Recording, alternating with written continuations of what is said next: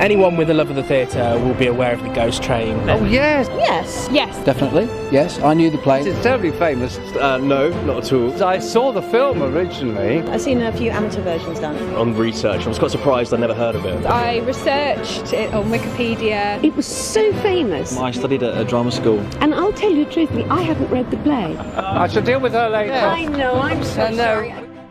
It's interesting to note that the author of The Ghost Train is Arnold Ridley, who everyone knows for playing Godfrey in Dad's Army. I'm Nicholas Ridley, and I'm Arnold Ridley's only son.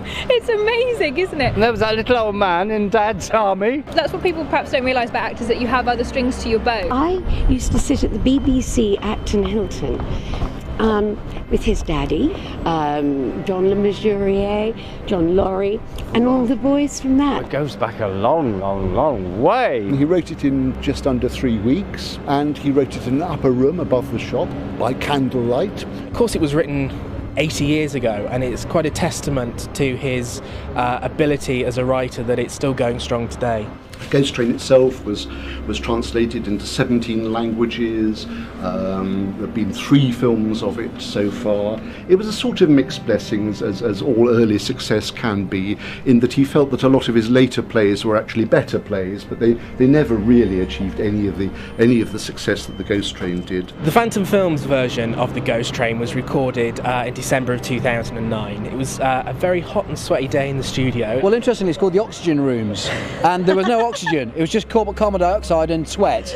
It was very intimate. We got to know each other very well very quickly. And it was great fun. Very confined, but good fun, yeah. It's amazing to have a piece of my work in French's Theatre Bookshop. Samuel French has been very supportive of the whole project, and we're here today at their theatre bookshop near Warren Street in London to launch the audiobook. At drama school, you know, when you need to get a play, French's is the place to go. Yes, you have a French's stamp put on your wrist the moment you decide that you're going to act. So I know my father would have been just delighted that you made this audio book.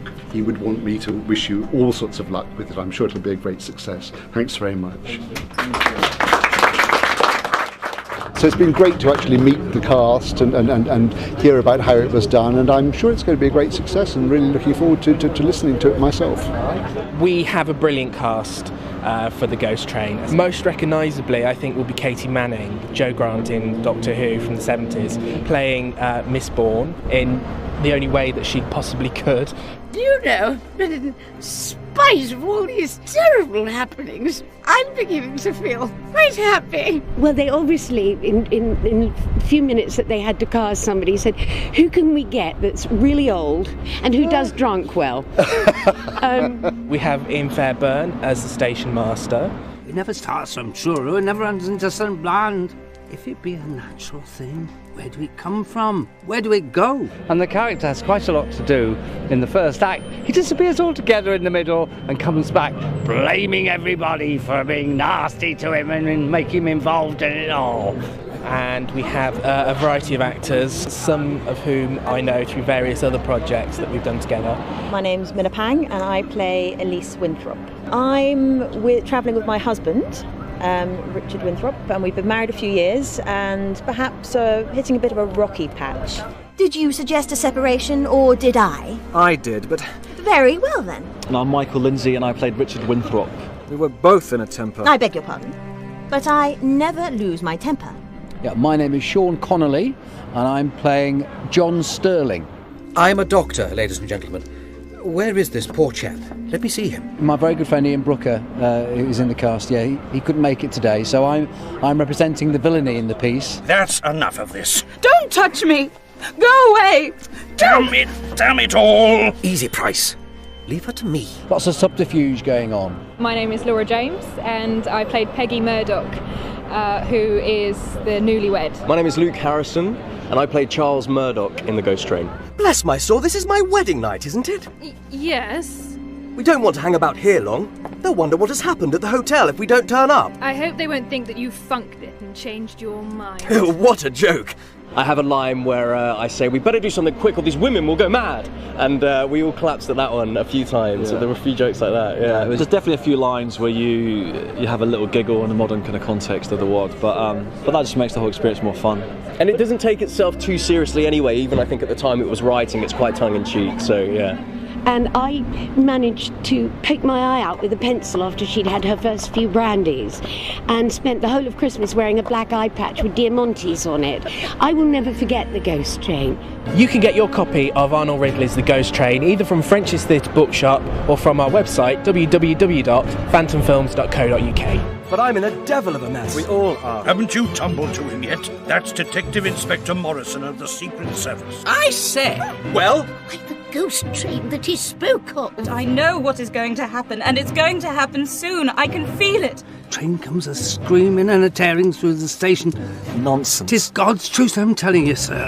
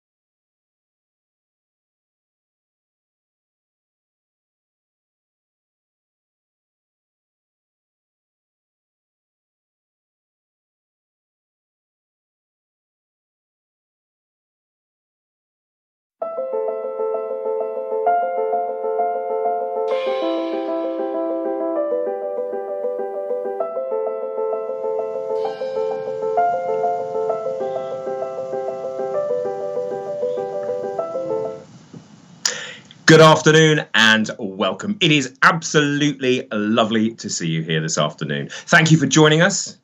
It is Phantom Films here with our Agatha Christie on television event, a celebration of all things Christie as her worlds have materialised on TV. My name's Andy and I will be here with you for the next 3 hours. And it's been a very busy week since last weekend, since this particular murder was announced. Now, my intrepid team have been virtually visiting actors up and down the country through the miracle of Zoom. So we've got some lovely interviews with some lovely interviewees lined up for you this afternoon. Let's take a look. We've got Hugh Fraser coming up at 2 o'clock. Later on, we'll also be speaking to David Horovitch and Ian Brimble. At 3:15, I have a fascinating chat with Dr. Mark Aldridge, author of Agatha Christie on television. And he is a lover of TV in general and has a lot to say. So it's a fantastic little interview, well worth watching. We've also got James Warwick, who will be telling us all about his Tommy and his tuppence. And George Gallaccio, Bernard Ashby and Philip Jackson will be rounding out our day. So that's some great interviews coming up later. But we also want to hear from you. We are all about everything social here at Phantom Films. On the left-hand side of the screen here, you will see you can get in touch with us. So why not do that? If you want to email, it is murder@phantomfilms.co.uk. You can tweet us if you are so inclined. We are at Phantom Films. Do not forget the hashtag Murder in the Afternoon. On Facebook, we are simply Phantom Films. Now, I specifically would like to hear from you this afternoon to know what is your all-time favourite television Agatha Christie adaptation. Let me know what it is and why, and later on I will be reading out some of my favourites. Also, if your friends are not aware and they are not currently sitting in front of the TV or laptop or whatever device you choose to watch on, let them know as well. Do give them a nudge on social and remember to click like and subscribe to the official Phantom Films channel. Now, let's waste no further time and get stuck right in. Earlier this week, I was very lucky to talk to the next actor and it's a wonderful interview. So please, all of you, enjoy Hugh Fraser.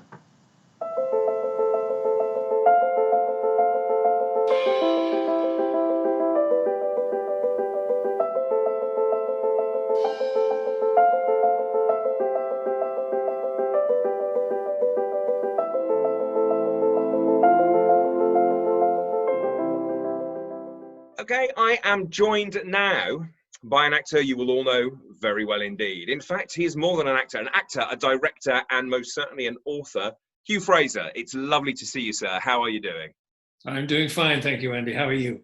Not too bad at all, thank you, not too bad. How are you finding yourself in these slightly unusual times? Well, they are unusual times. I'm relatively happy. I'm very fortunate in that, I don't have any problems.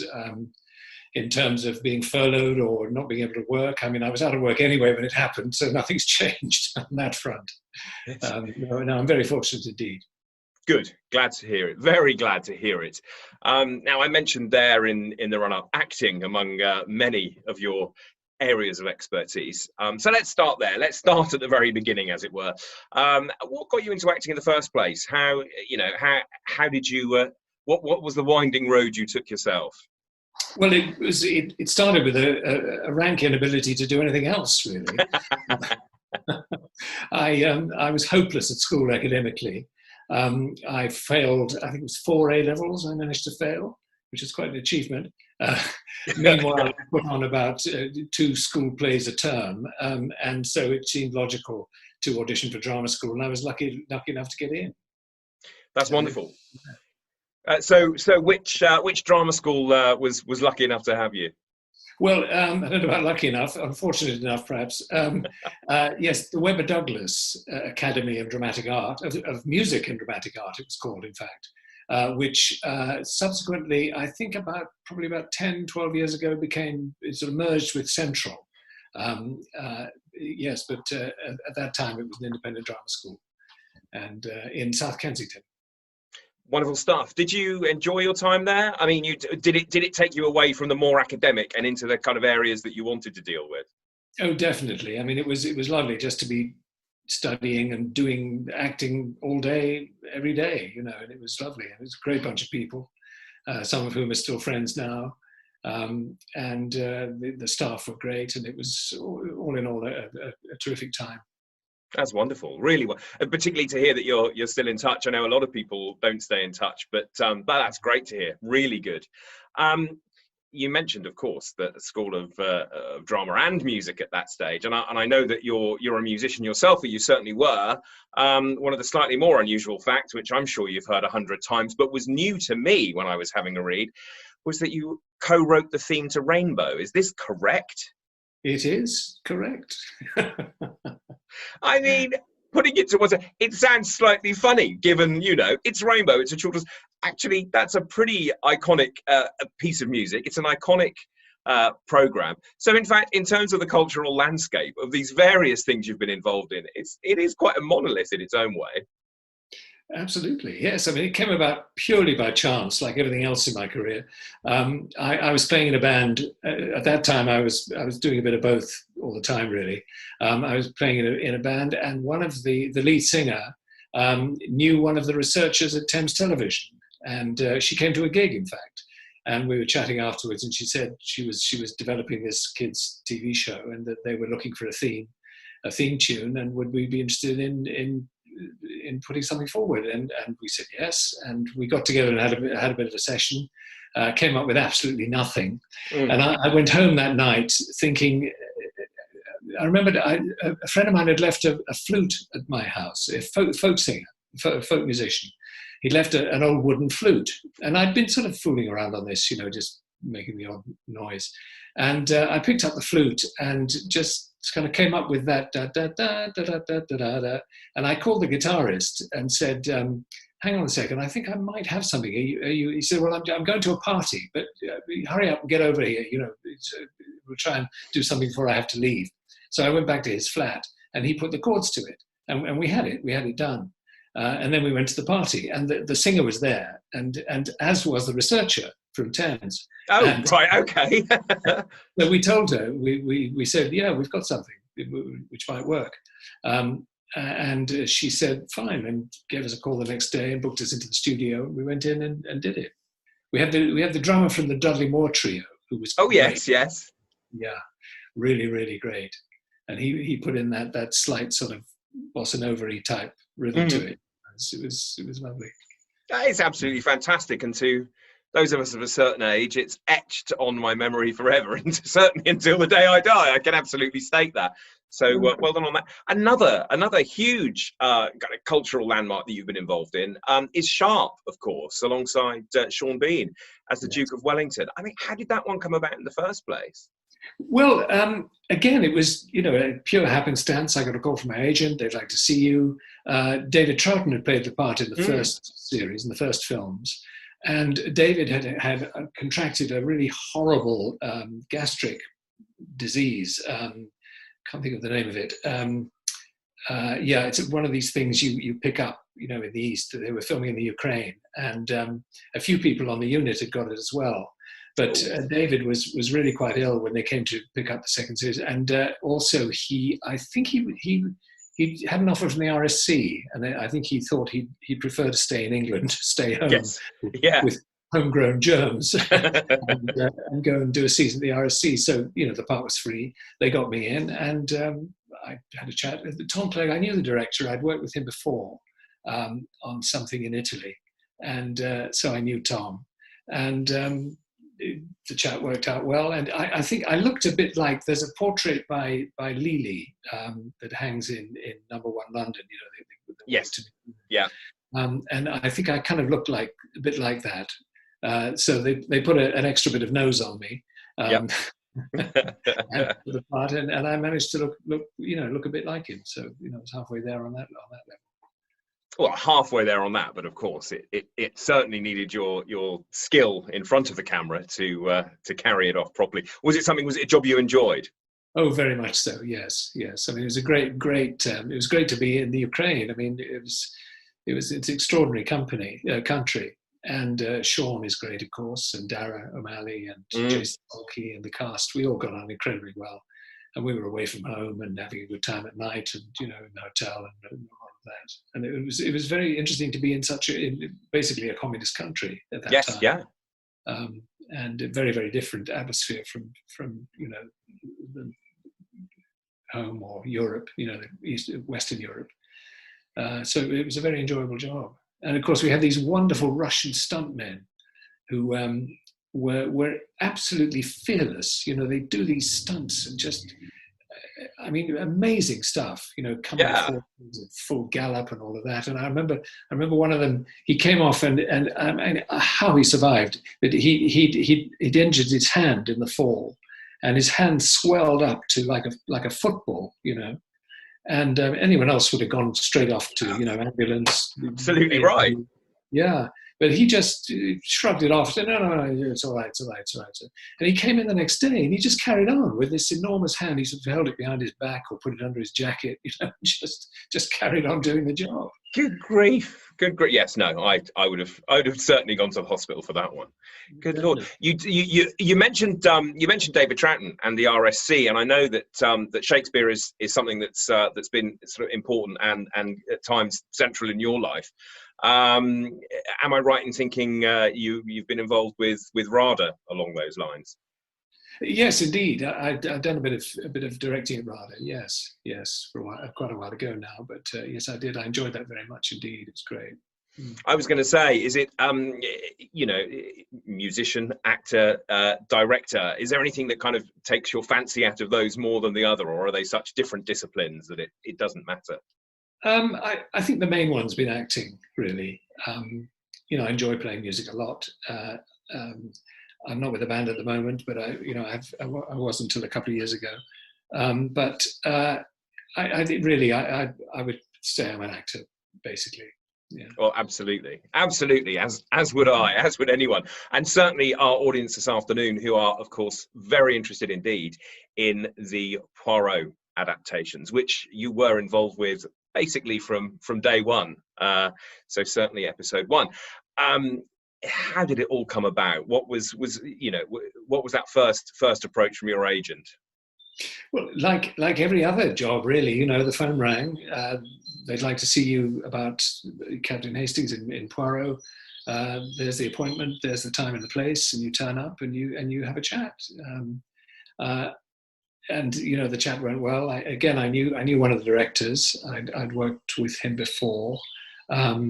And so, we had a common point there, and I'd just done something with Michael Caine and Jack the Ripper, and they were interested in how that had been, so I was able to chat about that. And, that chat went well, and we talked a bit about the scripts, and Clive Exton, who had also worked with the main adapter in the first instance. And then they said, would I like to come back and meet David and do some reading with David, which I did, and that went well, and we got on well, and they asked me to do it. Wonderful stuff. Wonderful. Did you know at that stage, or was there a point at which you realised that this might run and run? Was there a point at which you went, they've got something here. This is working. No, there really wasn't. I mean, you really never know. I mean, I felt it was good when we were filming it. I felt, David sets a very, very professional standard. In 25 years, I never saw him drop a line. I mean, he prepares incredibly well, and he sets a very high standard and leads from the front. So, I mean, I knew it was going to look good. It was going to be of a very high standard. But it wasn't until it came out, and then it's the reception is everything. Something can be very, very good, but you really believe in it, and it dies a death. Other things you think, oh, this is all a bit embarrassing, and suddenly they're doing 25 million a show. So, but no, the reception was very, very warm and enthusiastic the minute the first few episodes went out, and I think we then knew quite quickly that we were probably on something that was going to last.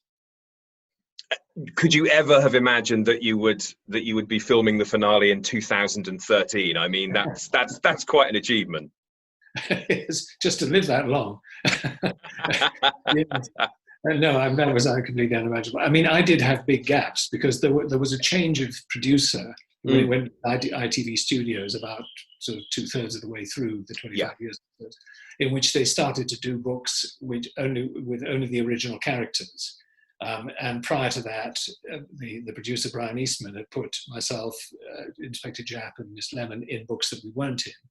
But at that point, I had I think I was out of it for about 8 years while they did books that my character didn't appear in. So I only went back for the last two, and culminating in Curtain, the final one. And how was it for you during that gap? I mean, I've spoken I've spoken with Philip Jackson as well. How did you find that gap? Seeing these, I mean, did you watch the ones that you weren't involved with? No, I didn't actually. No, I've never been a great fan of watching myself. I mean, I do it in small doses just to check that my arse is hanging out of my trousers kind of stuff. But I'm not a big fan of watching myself. So no, I didn't watch it. Series like that, you can't avoid it. You'll pick up the odd bit here and there because you're scrolling through and looking for stuff, flicking channels and so forth. But no, I didn't sit down and follow it diligently. No. So it didn't feel the gap in those years didn't feel like a party you were missing out on. Not really, no. I mean, I was fortunate enough to be working pretty well during that time, and so it's fine. Yeah. So, how was the welcome back when you did go back to sort of close off the story, as it were? How was the welcome back? What was it like to step back into those shoes again? Well, it was slightly different in that it was a different regime. It was a different producer regime. It was ITV Studios as opposed to an independent producer, Brian Eastman, and Carnival Films. So the setup was slightly different. Difficult to describe how in what way, but it just had a different feel to it on the set. The character, I mean, it was beautifully written, as always, and so getting back to the character was easy, basically, because you just picked up where you left off, even though obviously he was much older. But that was written into the script. It was described that he'd been to South America. He was married, and so he was he was written older. Yes. As was Poirot, of course. Of course. And what did it feel like an ending? Was there that final day on set? How did that feel for everyone? I mean, it must have been difficult for yourself and for David, who'd you were there on day one, and now you're there on this final sort of momentous occasion. It definitely did feel like an ending, indeed. I mean, it was the death of Poirot, and David, of course, is well known to bring his character onto the set. He stays pretty much in character, not all the time, but a lot of the time. And when David's playing a dying man, you're in the presence of a dying man, and it was very moving and very indeed salutary indeed, to be filming that, and it permeated the atmosphere on set quite definitely. It's very sad. And for you, how did you build the character of Hastings? For example, had you read the books previously? Did you know of the character? Well, I had read the books when I was a teenager, but sort of 12, 13, 14, I was very keen on the books. I did read some stuff prior to the first filming, but actually the character that Clive Exton and Anthony Horovitch created was really quite a departure from the Hastings in the book, as was Inspector Japp and Miss Lemon. We got much more character and idiosyncrasy from the adapters, from Clive and Anthony and Bill Humble, and the list went on. And we were extremely fortunate in that we got much richer characters, and there's much more humour involved than there was in the original books. So we were extremely fortunate then. Yeah, I think so. I mean, of course, in the original books, there's an almost Sherlock Holmes setup, with Hastings playing like a Watson to Poirot's Holmes, and then Japp's Lestrade. Do you think it was necessary for adapting it to bring it to television to flesh out those characters in that way? I don't know about necessary, but I think it was certainly very much appreciated by myself, Philip, and Pauline. I mean, you know, for Hastings to arrive back with a crocodile, stuffed crocodile, as a present for Poirot when he's been out east, you know, that certainly never appeared in Christie's version. At least I don't think so. But it's things like that. It's a lovely touch, you know. That moment it's a wonderful exchange. And the little passing humour, you know, Poirot's frustration with Hastings, and Hastings, for goodness sake, you know, and Hastings being, you know, two bob short of a quid. And I mean, obviously his function was there. He's there to ask the right questions in order to elucidate the plot. But the writers took it further than that and gave him much more character, much more a relationship with Poirot, which I think was also to Poirot's benefit as well, because it gave Poirot more humour. It gave him a more rounded character than he has in the books. No, absolutely, I'd agree with you completely. How much time in terms of rehearsal did you get to build those kinds of relationships? It's notorious nowadays that it's an almost rehearsed shoot and you barely get to know your fellow actors. How did you find it on set? Was there time to develop those characters and those relationships with the people you were working with? Well, no, there wasn't. It was a very, very quick fire schedule. And I think we just slipped into, actually, David and I sort of slipped into that initial reading, you know, before, you know, when I was cast. Yes.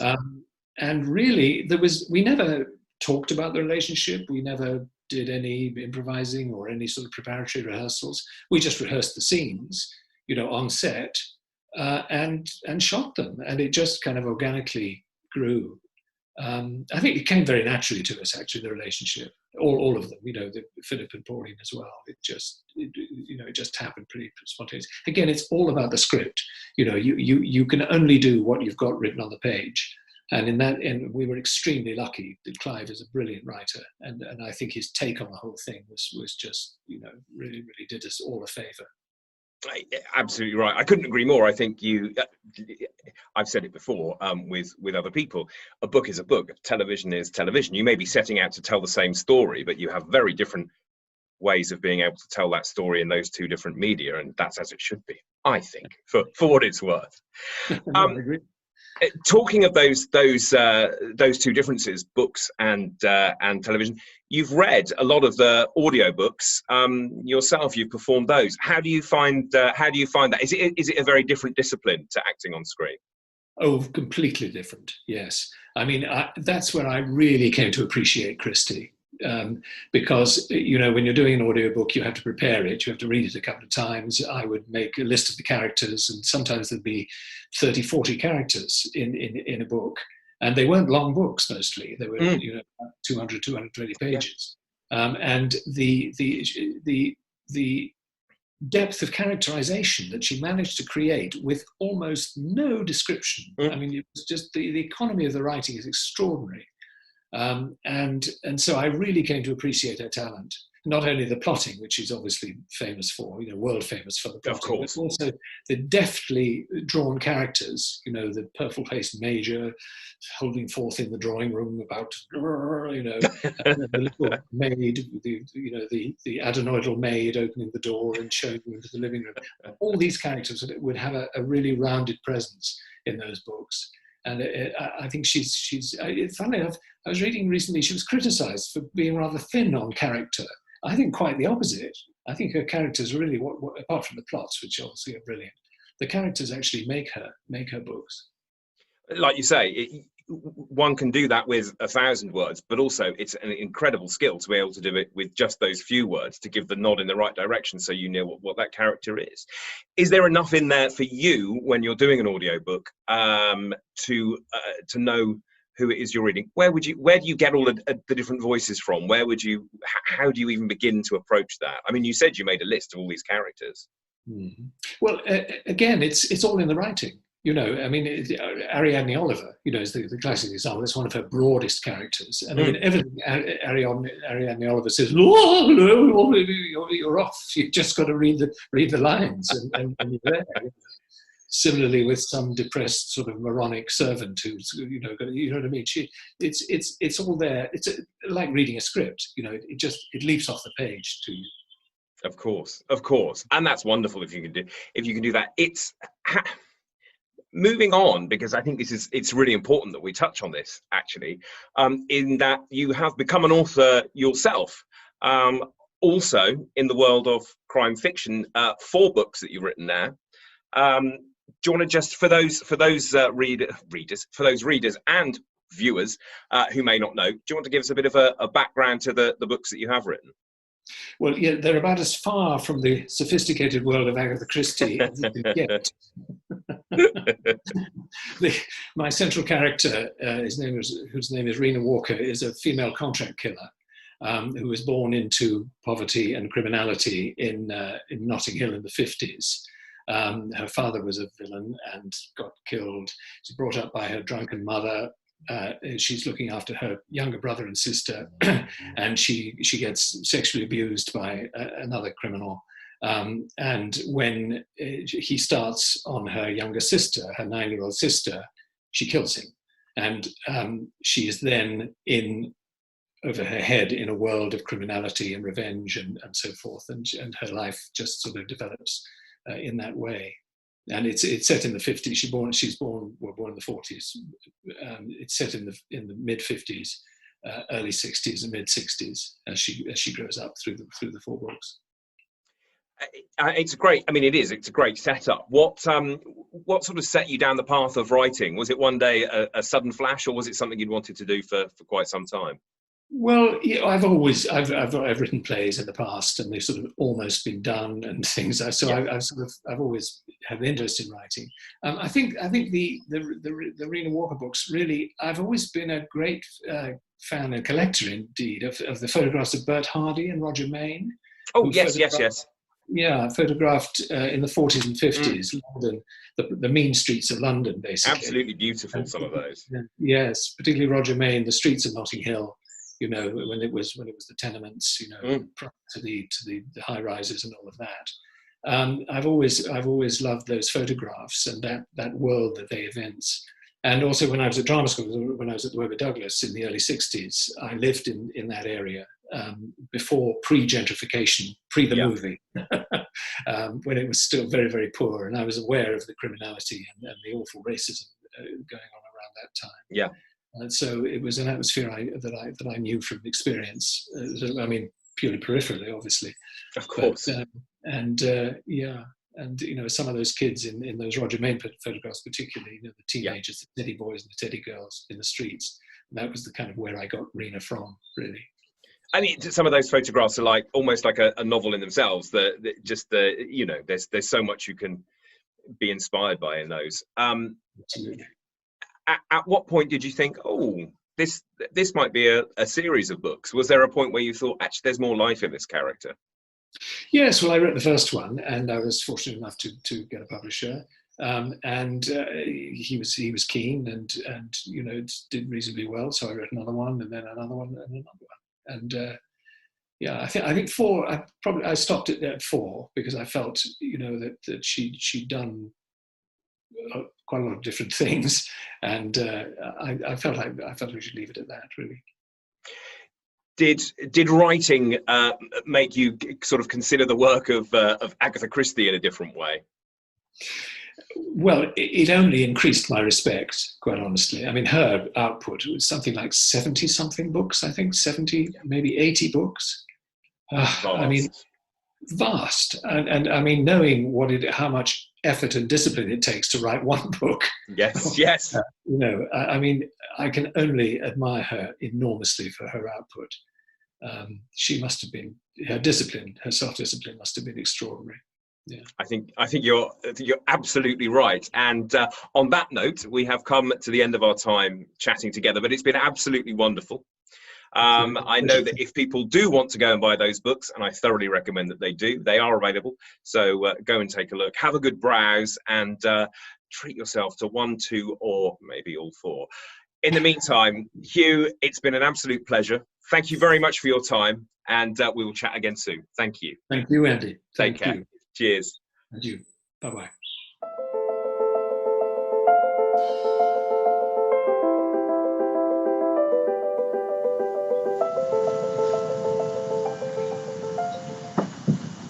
Huge thanks to Hugh Fraser for that interview. It was a lovely opportunity to chat to him earlier in the week. And also huge thanks to all of you at home for joining me for Murder in the Afternoon. It's our little event, our tribute to Agatha Christie on television. My name is Andy. If you like what you see, I'd love to hear about it. Click like and subscribe to the Phantom Films YouTube channel. We're also available on social. You'll see all the details on the left-hand side. Why not get in touch and let me know? I'm asking this afternoon, what is your favourite television adaptation of an Agatha Christie of all time? There have been all sorts, not just the big series that we know, not just the big four, but some others indeed. So let us know. Let us know. I'd love to hear. We are murder@phantomfilms.co.uk for email. We are at Phantom Films on Twitter and on Facebook. You'll find us under simply Phantom Films. Let's move on to our next interview now. It's time for a lovely little chat with those two gentlemen from Miss Marple. That's David Horovitch and Ian Brimble.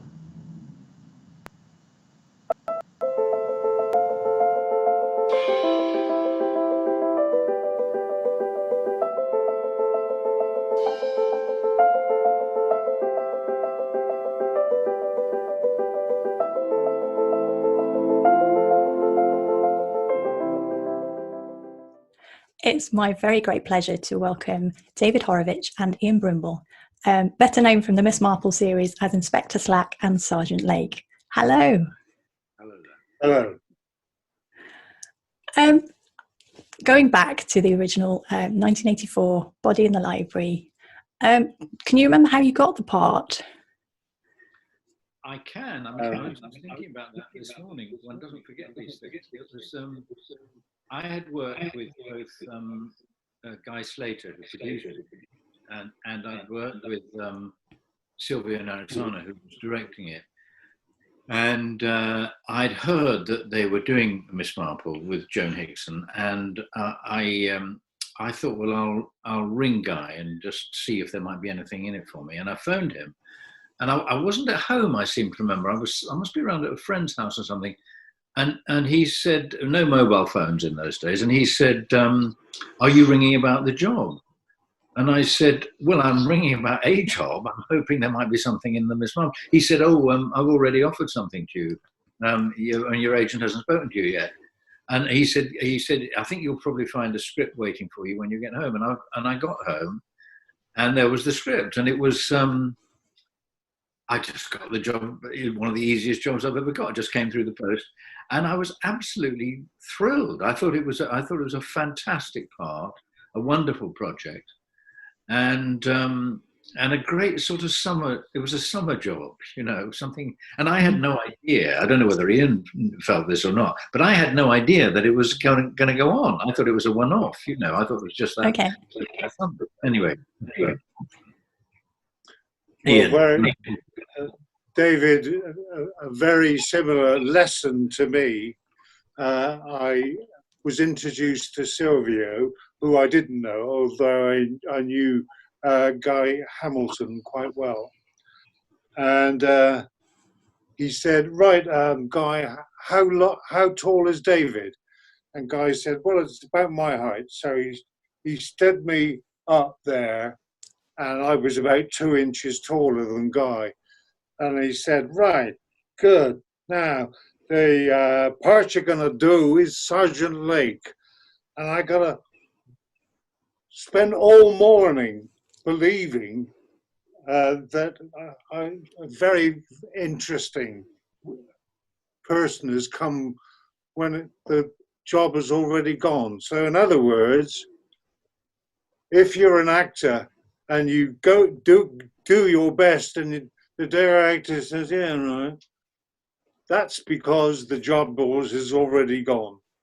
And I got the job basically because I was 2 inches taller than David Horovitch.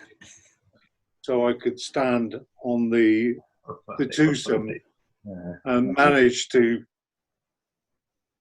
peek over the top of David's slightly more hairy head. Slightly more, yeah, a little bit more. Yeah. Had you worked together before, or not? No, never met each other. I'm not sure I'd worked with anyone in that first story. But they had one of the great things about it was they had wonderful people in them. You know, people who I suppose are not, a lot of them are not really remembered now, but they were all big television names. There were people like Andrew Cruikshank who'd been in this case book, and Joan herself. There was a wonderful actress called Gwen Watford, who I think was in 2, Murray Watson. They were all in the first one, and then later they got people like Claire Bloom and Gene Simmons, and really big, slightly fading film stars. And it was tremendous. You never knew who you were going to work with. But no, I'd never met Ian. I'd never met Joan. But Joan and I, we had a sort of instant relationship, which was based on the sort of tremendous antagonism between the two characters. I mean, simply the fact that not so much that she hated me, she was quite detached about it, but I just loathed her because she was so much cleverer than me, you know, and that was great fun to play. And I can remember establishing it on the very first day that we filmed down in Bournemouth. And there was a curious story that Joan was fond of telling, which was that she had met Agatha Christie in the 50s, and when she was quite a young woman, and that Agatha Christie had written to her. She had the letter. It wasn't just she had the evidence, and in the letter, Agatha Christie had said, "One day you will play my Miss Marple," and that's quite an extraordinary thing. She'd said it to a young Joan Hickson, who obviously didn't look at all like Miss Marple in those days. But it was prophetic, you know. And one had to say, Joan was a wonderful, wonderful character actor who had worked for years and years and years playing largely supporting parts. And here she was with, with the part of a lifetime, knocking on 80 when she started doing it. So I suppose she was about 90 when we were finished doing it, I suppose. Virtually, yeah. I mean, that's part of the pleasure of working with Joan, was she was very much a supporting actress. So even though she was the main focus, she wasn't starring in the way she reacted to the other people. She was very supportive throughout, which is great, really good. She was also curiously kind of self-effacing. Actually, she was terribly self-critical. She would come, "Oh dear, oh no, oh dear, I did that so badly, oh dear," and she did that right. I remember her doing it on the first day, but she was doing it on the last day, like 12 days later. She was always implying she was about to be fired. You know, she was quite. I don't know whether it was a bit of an act, really, but it was quite engaging. She was very easy to get on with. I mean, I think I would say that. Politically, we were a very long way apart, Joan and I. I wouldn't have a political conversation with her. You know, her politics slightly to the right of Attila the Hun. You know, but she was, she was very, very nice to work with. And after we'd done, Ian and I were in 5. There were 12 altogether. And I remember after the 4th one. Slack wasn't in the 5th one as the book, and I remember going into a shop in Islington, and there was someone recognised me in the shop, and he said, "Oh, I've just been reading in the Daily Mail that Joan Hickson says she won't do another Miss Marple unless Slack is in it," and they wrote Slack into it, and it actually didn't quite work. He was made a superintendent, and it made the relation. It was. Slack was quite a small part in it. It was a sort of token guest part. There was another policeman played by John Carter. But they got Ian and I back. And it was simply on the fact that I think Joan liked this policeman that she could bash up at. Because everybody, I think when you're playing a character that everybody agrees with and looks up to, it can be quite dull. And I think Joan liked a bit of, she liked someone who didn't like someone in the company like her, you know. Yeah. I think it made that conflict made it more fun for her. Yeah. So the three of you were probably the only regular characters across the whole series. Yes. Did you like the fact that it was more like a company with actors coming and going across different stories?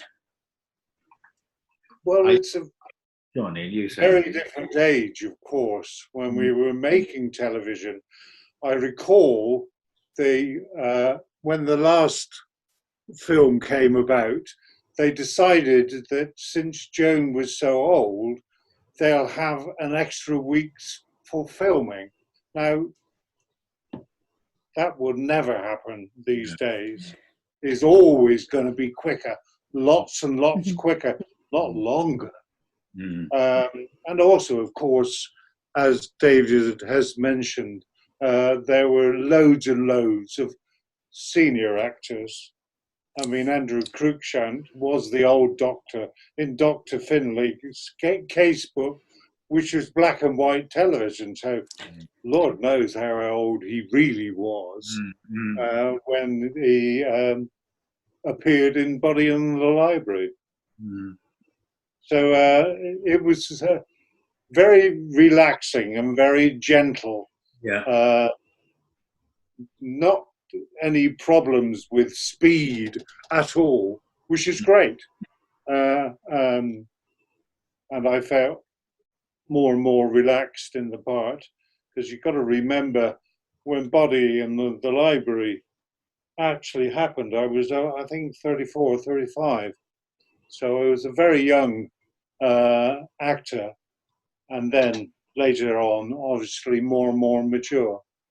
But as David said, it was a summer filming, and since his love of cricket is renowned, there was a great many conversations that David and I had about the cricket, because talking about when we were young, how different it was. Then county cricket was important, not the 20-year-old bash that they believe they could maybe call cricket. No, it's true. But we also had we rehearsed in those days. You don't rehearse nowadays. There was a building in North Acton, which was a sort of multi-story small skyscraper. We always used to call it the Actors Hilton, because it did look like the Hilton. It was a bit like the Hilton, designed like a Hilton hotel, and it was just opposite North Acton tube station. And you would go, if you were doing a program like Miss Marple, you would go there for 2 weeks. It was on about 6 floors, and there were 3 different rehearsal rooms on every floor. And the whole of the BBC would be rehearsing there, whatever they were doing. And I remember the first time I went there, I think it was before I did Miss Marple, I remember going up in the lift with the entire cast of Dad's Army and John Gibbs and Ralph Richardson. And I thought all my Christmases had come at once. I mean, it was fantastic. And we had 2 or maybe even 3 weeks rehearsal on Miss Marple before we got out onto location.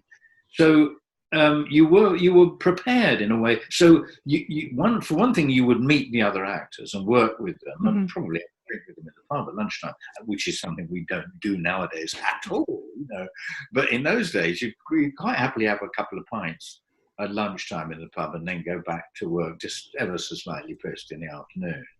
And it was very, very much more relaxed. And I remember just talk about money for a minute. The money up front was not great in those days. BBC money was not brilliant. But because they repeated them so often and they sold them everywhere, we all made a tidy sum out of it in the end. Because the repeat fees kept rolling in. I mean, I still get 100 quid or something for sale on board ships or to the Falkland Islands or something like that, and video sales. So it's still sort of coming in now and again.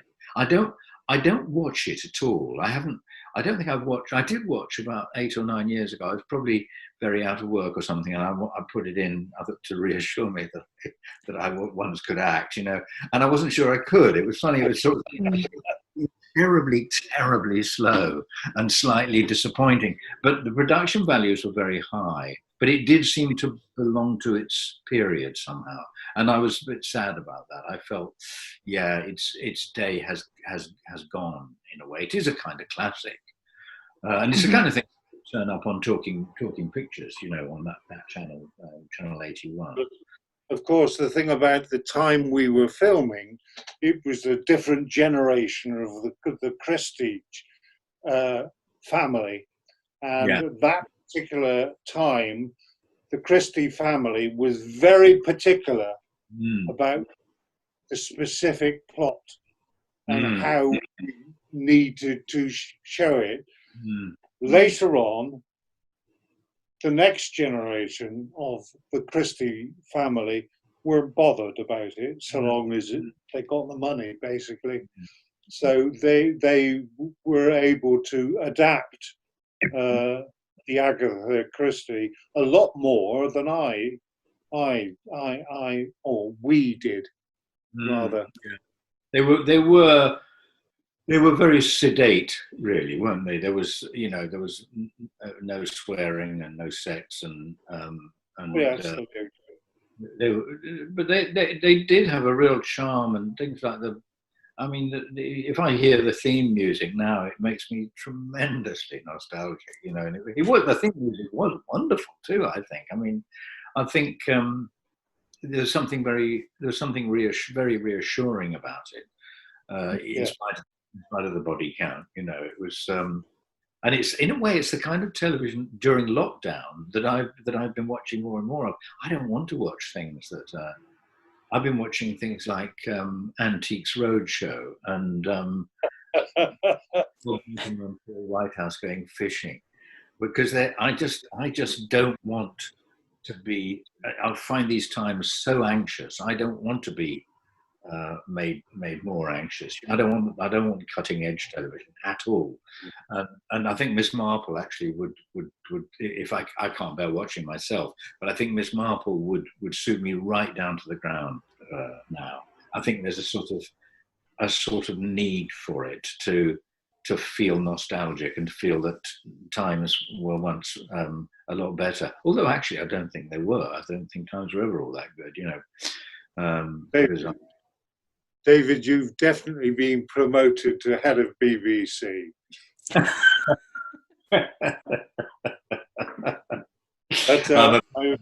I rather fear that even though they will probably really like to show it, especially since productions are stalling, but they can't afford it. They literally couldn't afford to show it in its real form. Well, it's been superseded now by 2 other Miss Marples. Yeah.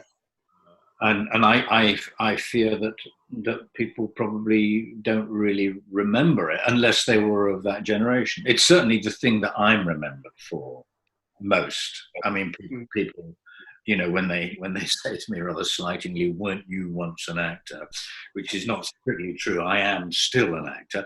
And they say, "Oh, you were in." The thing they always say is, "You were in Miss Marple, weren't you?" And in fact, when I think about it, we only did 5 of those shows, and in 2 of them, Slack shouldn't have been in them, but he was written into them specially. Slack is only in 3 stories that Agatha Christie wrote, so we did make quite an impact. I think it took about 18 months of my life, but it feels like it took more. Yes. Yeah, because obviously we only made 5, but there were 4 or 5 Christmas specials. That's so right. That was particularly focused. I hadn't thought about that. They all, yeah. They were very nice Christmas fare. And Joan, I think Joan was absolutely remarkable in them. I mean, I do think that she was born to play Miss Marple, because she had a sort of enigmatic quality. And later, I never really got into watching Geraldine McEwen, but I know that they sort of wrote a backstory for Miss Marple, which was slightly kind of racy, and she'd had a history. I always felt she didn't have a history. She wasn't quite a person. She was Miss Marple. She was a myth. You know, I didn't want to know that she'd had lovers and all that stuff. I like to imagine for myself where she'd come from, but to make that sort of thing explicit was a kind of sacrilege. You know, I thought, no, Miss Marple doesn't have a past. She just is Miss Marple. She's omniscient and just extraordinary. She's not really quite a person. No relationships, no close relationships, no intimacy with anyone. She might well have had, you know, she might have had a tragic past, but I absolutely didn't want to know. And I think with the Geraldine McEwen character, they were more than hints of her past, which I don't think Agatha Christie was interested in at all. She was just someone who'd emerged from nowhere. She didn't have a sort of method actors kind of why she was like she was. And I don't think Joan was interested in it at all. She just kind of could do it. You've mentioned that Slack and Lake are only in certain stories. Had you read any of the Agatha Christie stories before you made the series? I think I had. No, I don't think I'd read any Miss Marple. I'd read one or two Agatha Christie stories. I think I'd read A Murder Is Announced when I was at school. They weren't my sort of thing, and they still aren't really. But so I came to them quite fresh, in very much via Trevor Bowen, who wrote the adaptations very, very, very well, I think. And no, I hadn't, but and then Trevor started sort of writing stuff for me that Agatha Christie hadn't written. He even towards the end he said, I want Slack to have his own series, which of course I would have been delighted. But I had a feeling it would never happen, where he retires to the seaside and looks on the modern world with a very jaundiced eye. I thought this was going to be great, but of course it never happened. But he had in one of them, I think it was they do it with mirrors, which was the that we did. He wrote that Slack had that his hobby was conjuring. And there were all these scenes where Slack was alone in his bedroom with a little bag full of conjuring tricks, doing them in front of the mirror. And they made the final cut. You know, I thought, oh, this is they were going to edge this out in the editing room. But they were there, and it was great fun because Trevor and I used to sort of talk about Slack and have sort of riffs on who he was and where he came from and what he'd done in the war and that sort of thing. Because I thought he'd probably been a sergeant major in the army and he'd come out and he was a bright guy. I never thought he was stupid. And the policeman I talked to who had seen Miss Marple said, oh, he's a really good copper. He's just run rings round by this weird lateral thinking bitch, you know. And the policemen were very sympathetic with me, you know. They didn't want to Miss Marple. And so I always thought he was quite a clever guy. He was a grammar school boy, you know. He hadn't been to secondary modern or anything. And he'd had quite a good war, and he'd come out, he'd been demobbed, and then he'd worked his way up in the force. And he solved most crimes. He might even have got there in the end on these crimes, but by different methods. And there probably would have been a few more murders on the way. But she sort of circumvented him and just ran rings around him. It must have been so galling. But there were times when, again, Trevor and I used to talk about it, when he would try very grudgingly to pay her a compliment. And it never worked. It always came out as sort of patronising. It came out wrong. You know, I mean, for a little old lady, you know, you have a few good guesses. You'd say that sort of thing, you know. whereas of course she was a genius. He I can't remember what the question was, Helen, but I'm just wool gathering here. But maybe David, if you get a television series, you'll have an extra week. Is at my great age. Certainly. Well, I mean, it's terrifying, but I recall as a young actor, I was 34, 36, and I'm now 72. So it's quite a long time away. Yeah. You look, obviously, Ian, you look more like John Wayne than ever. Never mind. John Wayne, old sidebuster. No, they were very happy times, I have to say. And as I say, like you did one, and you thought, oh, that's it then. And then a year or two later, they'd say, oh, there's another Miss Marple, and you think, oh, that's my summer taken care of, and it'll be fun. And it happened 5 times. I never knew it was. I always thought that's it. Even off the first one, I didn't know more than one. It was an amazing kind of bonus, and it was a career changing thing for me, because I did get a lot of television work as a direct result of Miss Marple, so I'm kind of endlessly grateful for it, not just for the pleasure it gave me at the time.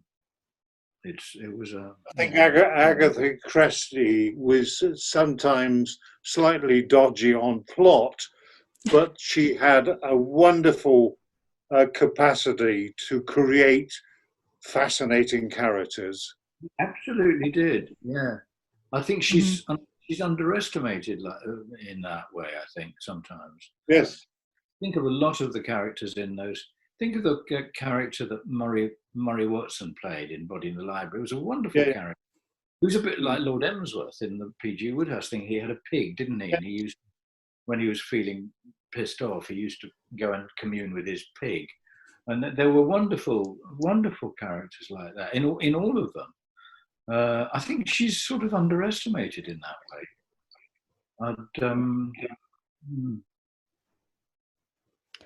You've mentioned that you made 5 stories across a lot of years.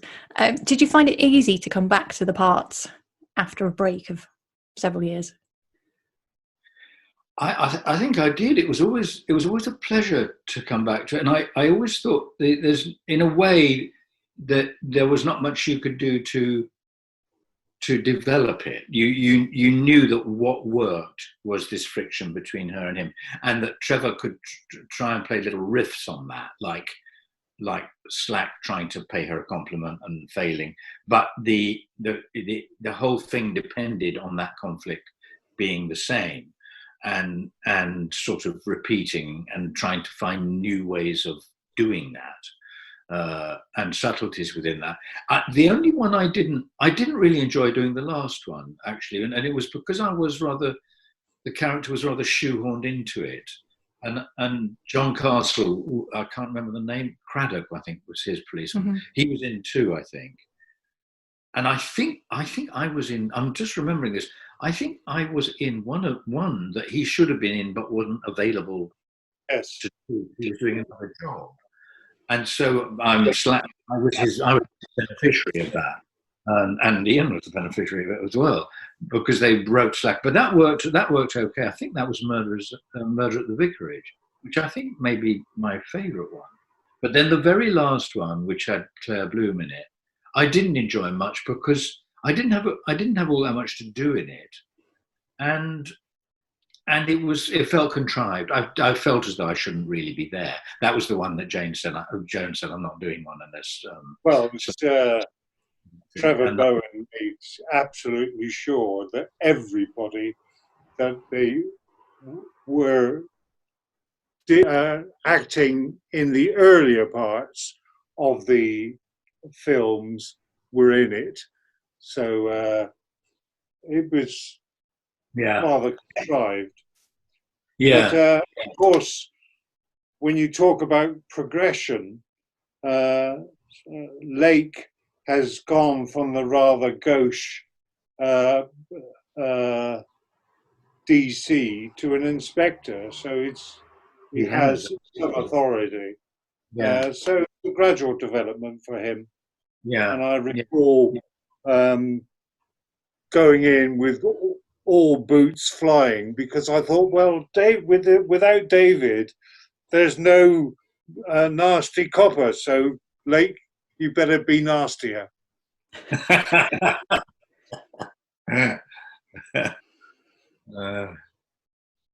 Did you like the development of the two characters? Because you became like almost a double act in some ways. Yeah, yes. I think as I recall, Lake was a sort of, he was a kind of irritant to. He wasn't so much an irritant to Slack as someone that Slack. When Slack was really pissed off, with Miss Marple, he would shout at Lake, basically. But then I don't think he exactly got more respect for Lake, but he began to value Lake's presence in his life. And I seem to remember, they would sometimes, he would say, "Come on, let's go for a pie and a pint." And that scene was never filmed, but it would have been very boring and extraneous to the plot. But I think they did have a kind of social life which developed off screen as the series developed. And at the beginning, I don't think they did. I think Lake was a doormat. And as I remember, Ian's Lake took it all very genially and was actually probably emotionally a lot more mature than Slack was. He probably had a much happier home life than Slack did. I always imagined Slack was a bachelor married to the work, really. Well, I recall in the last episode you were fascinated by ballet. Well, that was my idea. I don't. Was that ever written in that I was fascinated by ballet?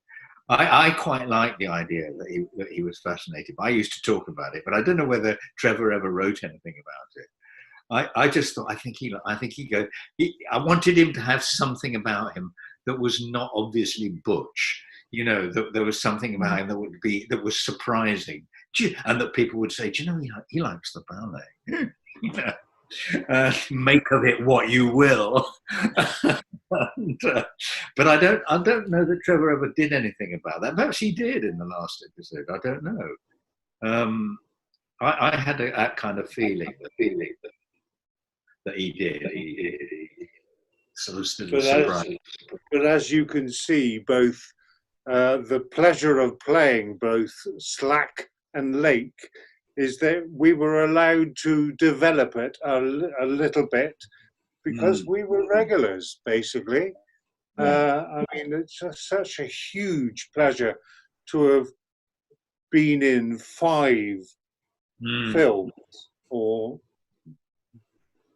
television series, 2-hour series.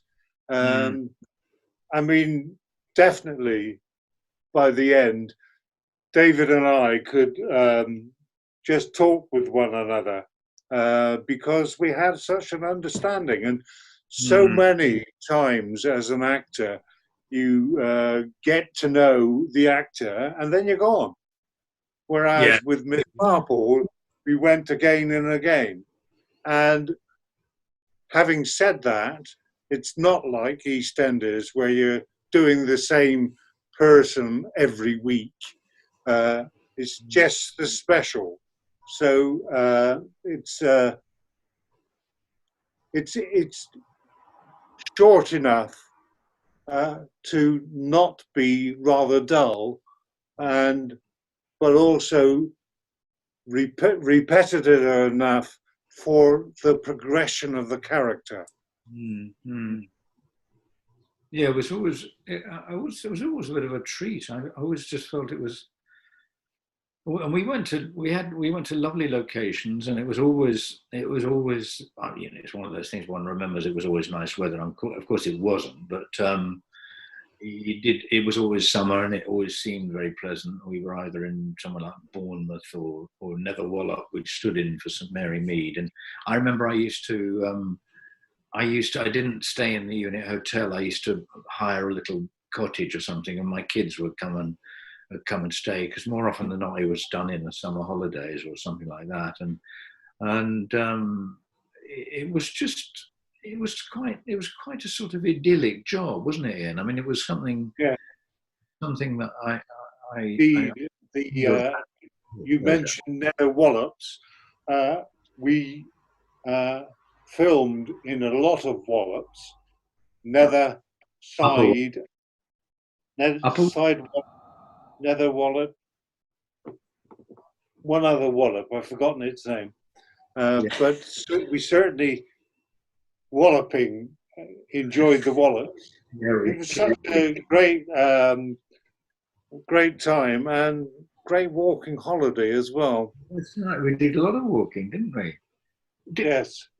And the one bad weather problem they had, it was when we got Norman Stone to move south.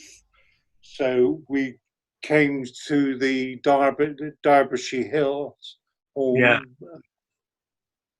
Derbyshire Hills. Staffordshire, weren't we? Yeah. It was horrible. But whenever it was Wiltshire or Hampshire, it was beautiful. Yeah. Well, our photographer, John Walker, was also a cricket nut, so we had lots of mutual understandings. And we played it, didn't we? We played a very serious cricket game. Very, very serious. Versus the crew. Ooh, deadly serious. That's right. Deadly serious. Oh, yeah. John Walker was left-handed bat, I seem to remember. Yes, he was. Opening batsman, I think. Yeah. And that was good fun. Always had the same crew, didn't we? Every year. And we had some lovely directors. Julian Amos, who directed Murder at the Vicarage. Mm-hmm. Murder at the Vicarage, which I sort of think it's the best one, actually. I think 450 from Paddington is nice too. I think that's a lovely one. I have to say, now that you've mentioned 450 from Paddington, with all the focus on Amelia Fox now, such a beautiful young actress, I recall actually working with Joanna David, who was Amelia's mother. Yes. And she was an English rose and a half. Yeah. As indeed Amelia has now taken the generation on. Yeah. There were such wonderful people in them. But as you can see, Helen, the relevance and importance is the fact that we played cricket against the crew, and I remember that game more than I remember the film. It's priorities. Absolute priority. I was going to say, it's been lovely chatting to you, but I've got one last question. Do you have a favourite of all the Miss Marples that you did? And why? I think I would have said 450 for Paddington, but I think the last one I watched was Murder at the Vicarage, and actually I think that's my favourite. Although I think the favourite at the time was 450 from Paddington, probably because I had more to do in it than any of the others. But I think Murder at the Vicarage is the best one. I think it's the best story, and actually I think it was the best directed, partly because I think Julian Amos we had Silvio Naritano, who did the first one, who was a wonderful director, and I'd worked with him before. He was Canadian, and I do think Body in the Library is a very good film, but I think it's not. It doesn't quite capture the Christie spirit. Partly because I think it's like too. I mean, I don't mean physically in terms of love. It's a bit heavy, and I think Murder at the Vicarage. Julian's background was all with those sort of that sort of thing, English thrillers and so on. And I think he captures the essence of what Agatha Christie is about. It also had a very, very nice cast. It had Robert Lang and Cheryl Campbell, Paul Eddington. Gosh, when I think about the people who were in it, it's absolutely fantastic. Polly Adams was in it, and I do remember corpsing with Polly Adams quite a lot, which was an immense pleasure. And she's become a very, very good friend of mine. So I have a great nostalgia about that.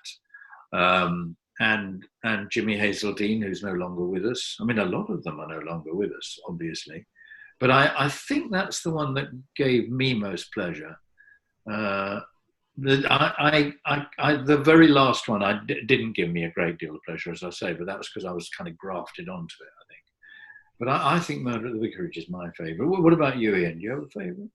Well, I feel that Murder in the Vicarage must be the best, because publicly Lake will never disagree with Slack. So, Murder at the Vicarage it is. You can come out of character, John Wayne. Come on. Oh, funny. Yeah. No, it was a great job. And we did get on very well, didn't we? We had a lovely... Yeah. Yes. Yeah. Lots of cricket. I was going to say, I can tell the rapport is still there. It's great. Oh yeah. It was all very easy and companionable. I don't remember much friction, which is remarkable if you do five jobs like that. Partly that was to do with Joan, who was very. She wasn't remotely a diva, because she'd grown up as Ian says, as a supporting actress, and she knew what it was to be part of an ensemble, and she worked a lot in the theatre. And I do remember that towards the end, and at the very end, she was reading it off cue cards. But she played a scene with me where she was reading it off cue cards, and I would never have known she was doing it. It was so well concealed. Her memory was going. She must have been about 90 when she did the last one. She was 86. I think she was 86 when she was last Miss Marple. Right. And of course, she had real problems with the denouement, because it is a long camera pan and 2 or 3 pages of plot. So she struggled a bit, but she got there in the end. She did. It's perfectly true. It was one of those denouements where I remember she was reading it from cue cards, and but even because I remember having on set quite early on. She was 86. I can't remember how years it spanned. Was it about 12 years? We did one. Well, I remember the first 84 to 98. Yeah, it was 84 to 92. Right. Yeah. 8 years. It was a fine film. 8 years. Yeah. And every time we did one, I thought, "Oh, this is the last one," but it turned out to be something quite really long running. I was going to say they've brought such enjoyment to a great audience of people. Thank you very much, David and Ian. Cheers. Thanks. Pleasure. Cheers. Bye.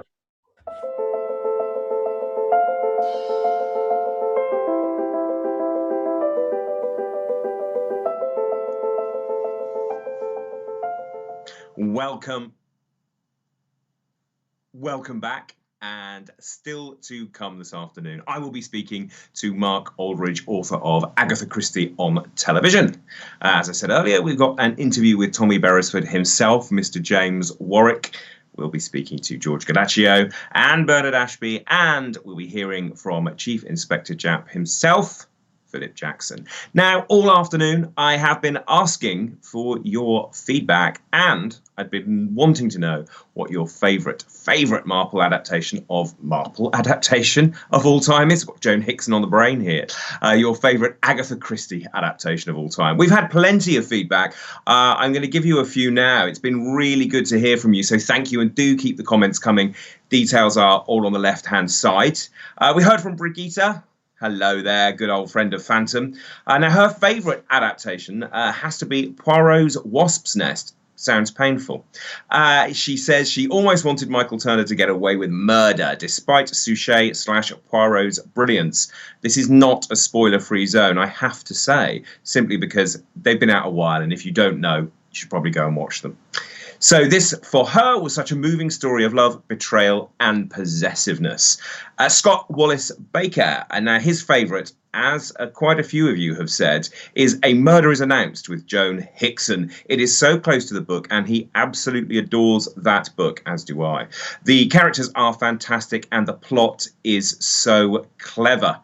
Ricky Orr, lovely to hear from you, Ricky. My favourite all-time adaptation is probably a close call between Hickson versions of A Murder is Announced, Sleeping Murder, Nemesis, and At Bertram's Hotel.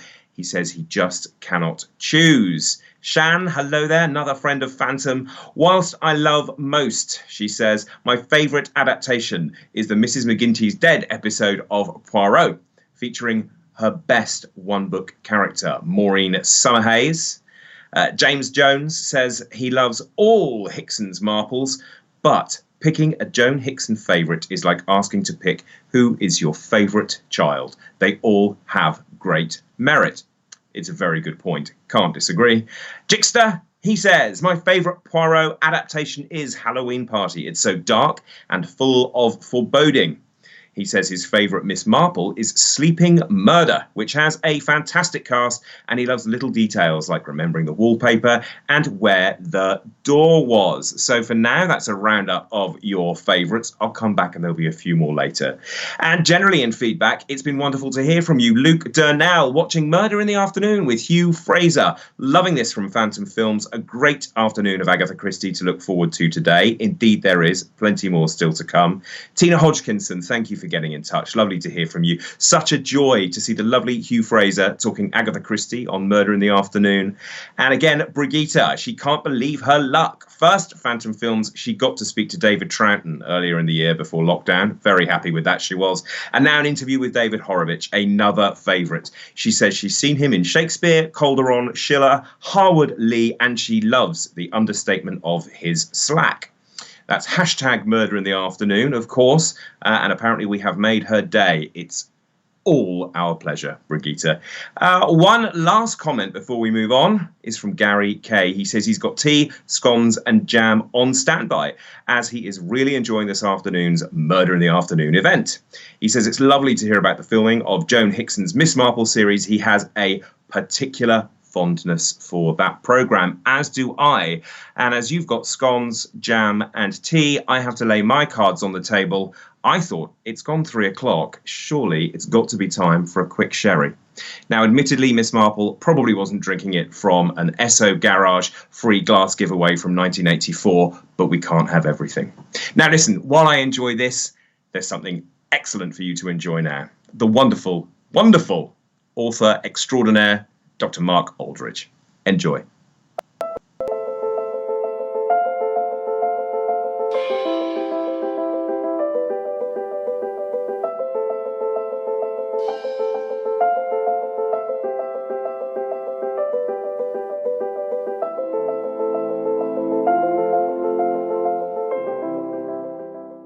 Thank you for sticking with us this afternoon. It is lovely to see you all. I am now joined by Dr. Mark Aldridge. He is a lecturer in film and television at the wonderful Solent University down in Southampton. Mark, it's lovely to see you. How are you doing? I'm very well, thank you. Looking forward to our chat this evening. Absolutely right. Now, what I've neglected to mention there is you are very much an all-round television expert. Is that not true? I love telly, yeah, so it's something that I try and sneak into everything I do. So whatever I'm doing at work, bit of TV history, bit of film history, that's the stuff that I really get excited about. So I'll drip feed it in. Whether the students are always that excited about it, I wouldn't say, but I'm never going to say no to a bit of Dennis Potter and Electra, for example, even if it is quite a few decades before they were born. Listen, one should never say no to a bit of Dennis Potter. I think that's a very good thing you're doing for those students, it must be said. So where does this love of telly come from? Were you obsessed with television as a child? Oh yeah, absolutely. Yeah, TV. I come from a household where we all loved TV. It wasn't like there was no snobbishness about it. So television was something that we all watched and we all spoke about, and it was a massive part of sort of day-to-day conversation. I don't think it quite is in the same way now, but you could be pretty sure that even if people weren't, say, fans of a soap opera, they still would know roughly what's going on in EastEnders or Coronation Street. And I think we've lost a lot of that now with. There's loads of advantages to putting a whole series on Netflix at once, but it's a real shame that actually we don't seem to quite have the same communal experience that we used to. But yeah, TV is something I've always loved, much more even than film. Never been that interested in things like radio, unfortunately. TV for me has always been the thing. I just think it's great. I mean, you can do anything on TV. There are very few things that TV can't do better than everything else, if you ask me. I love that passion. I love that passion. I also love radio. I won't hear a word said against it, but there we go. But television does. Television has a very democratic approach. I think it allows, particularly with the multitude of channels we have now.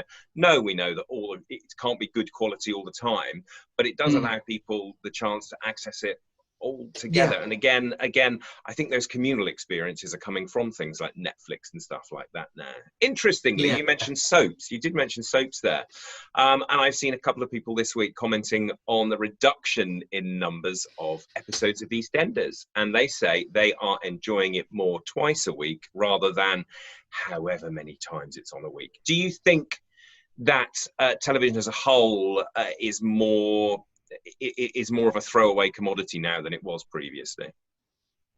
It really depends, because actually there's lots of programs that have got longevity that you couldn't dream of in decades past, where even big prestigious shows like I, Claudius, you see, if you didn't see it at the time and didn't happen to catch one repeat that might be a couple of years later, it was gone. So actually in a lot of ways those things are quite ephemeral. Now for the most part, actually if you haven't seen, say, Stranger Things, it's still there for you on Netflix. You can now go and watch it. So I don't know about it being more throwaway, but I think that the soaps is a slightly different thing, where soaps have gone from being this sort of twice weekly sort of treat, and it's a little bit of something sandwiched within the schedules, to when they really reached their peak in the sort of 70s, 80s, 90s, it meant that they held up the schedule in a way that really they weren't quite designed to do, not in the way that it ended up being. So I know that ITV is I think particularly concerned that, because Coronation Street and Emmerdale are the things that bring the audience to them in the early evening, and generally that audience tends to stay with them. If you get rid of that reason for people to tune into you right away, you've got a really difficult proposal there. So I think ITV in particular will be nervous, but everyone should be. For me, of course, the quality is going to be better if you're down to 2 or 3 times a week. I think that's inevitable. You can't get away from that. But people still love them. I mean, the ratings aren't what they used to be, but there are still millions and millions of people who sit down and watch the big soap operas each evening. So they're not going anywhere anytime soon. No, I can well imagine. But of course, the sphere we are here to talk about this afternoon is Agatha Christie on television, and those adaptations, successful or otherwise. Is Agatha Christie something you're a fan of anyway, above and beyond appearances on screen? Is Agatha Christie something you enjoy anyway?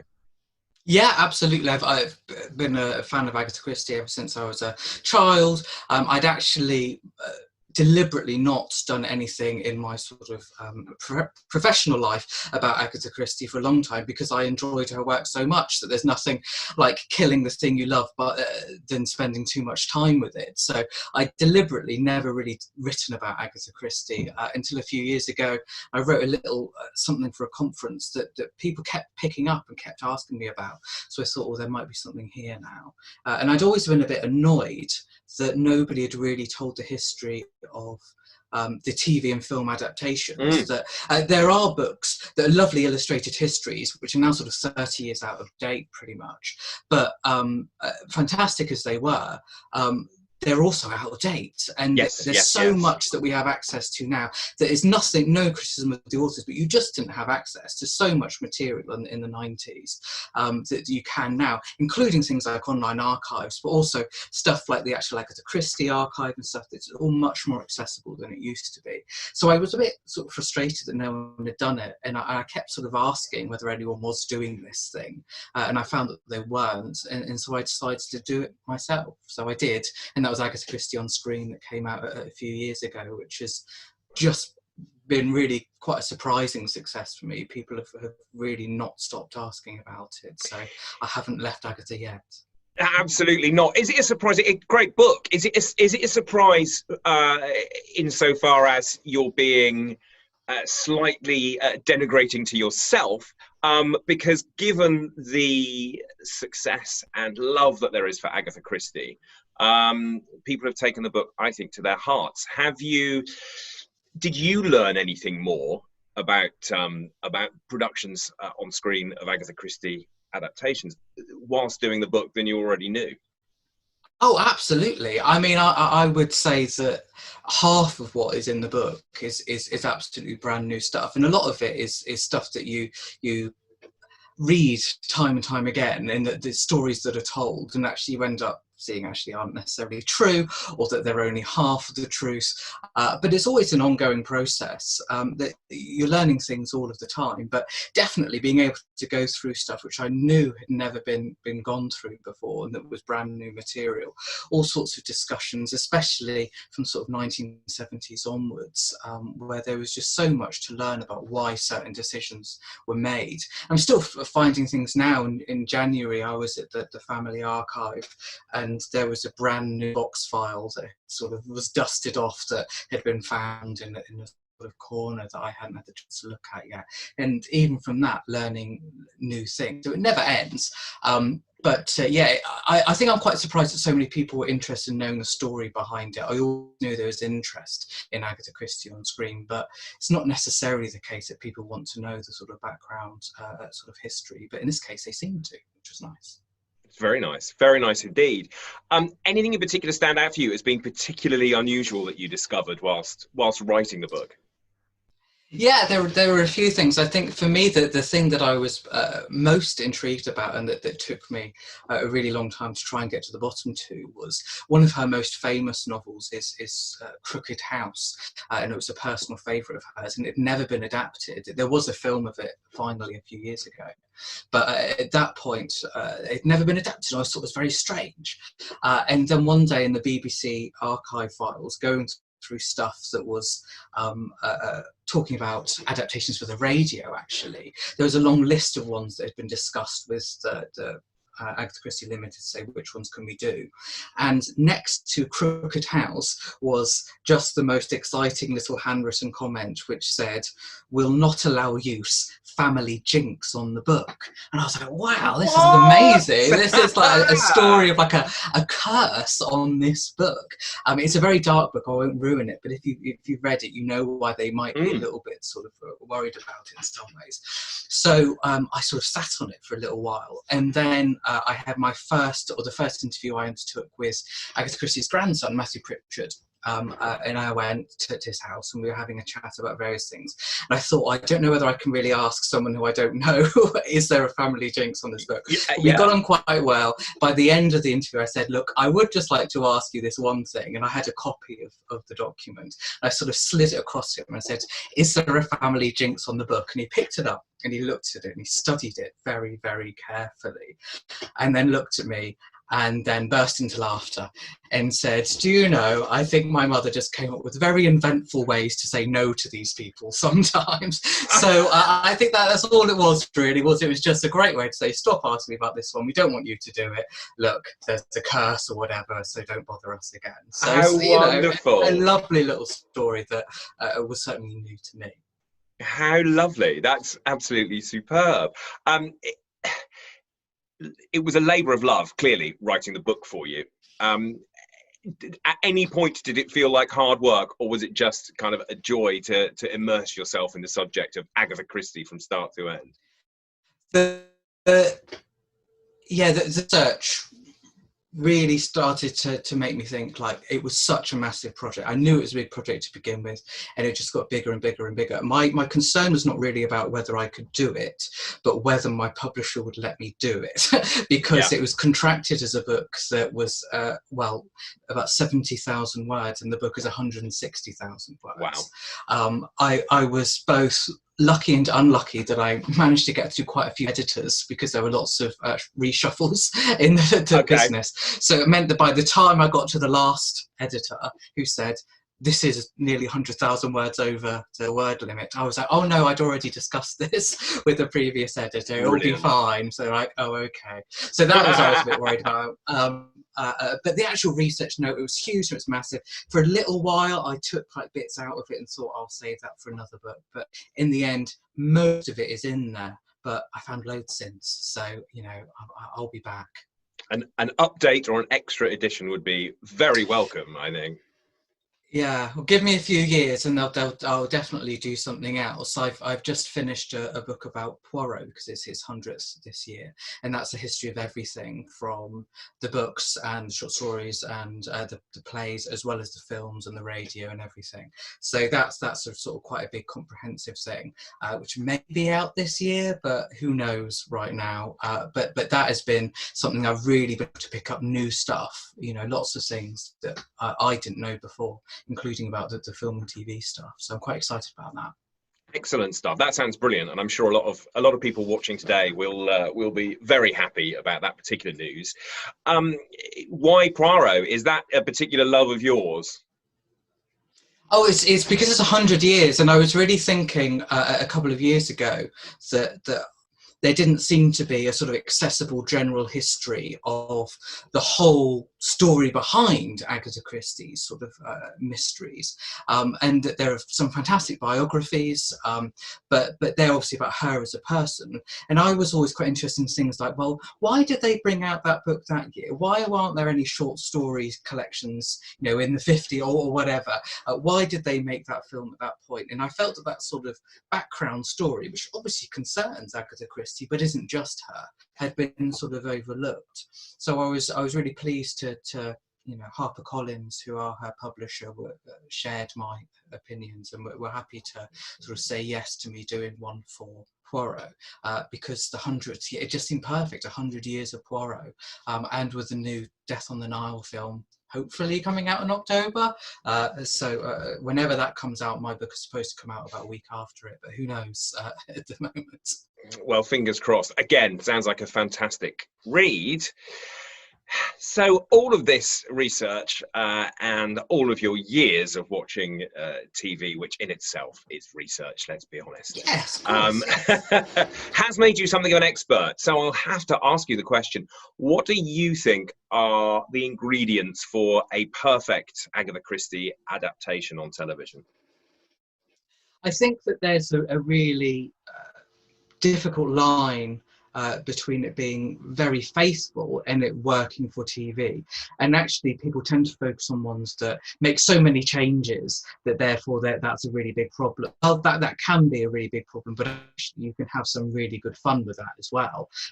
You know, in France, they do these bonkers adaptations that really aren't really adaptations of the story, but they're inspired by them. So they will take elements of what is in the original Agatha Christie novel, and they will do something pretty new with it, and they have their own detectives, but it's still taking like key elements. I think that's great. That can be a really good way to do it.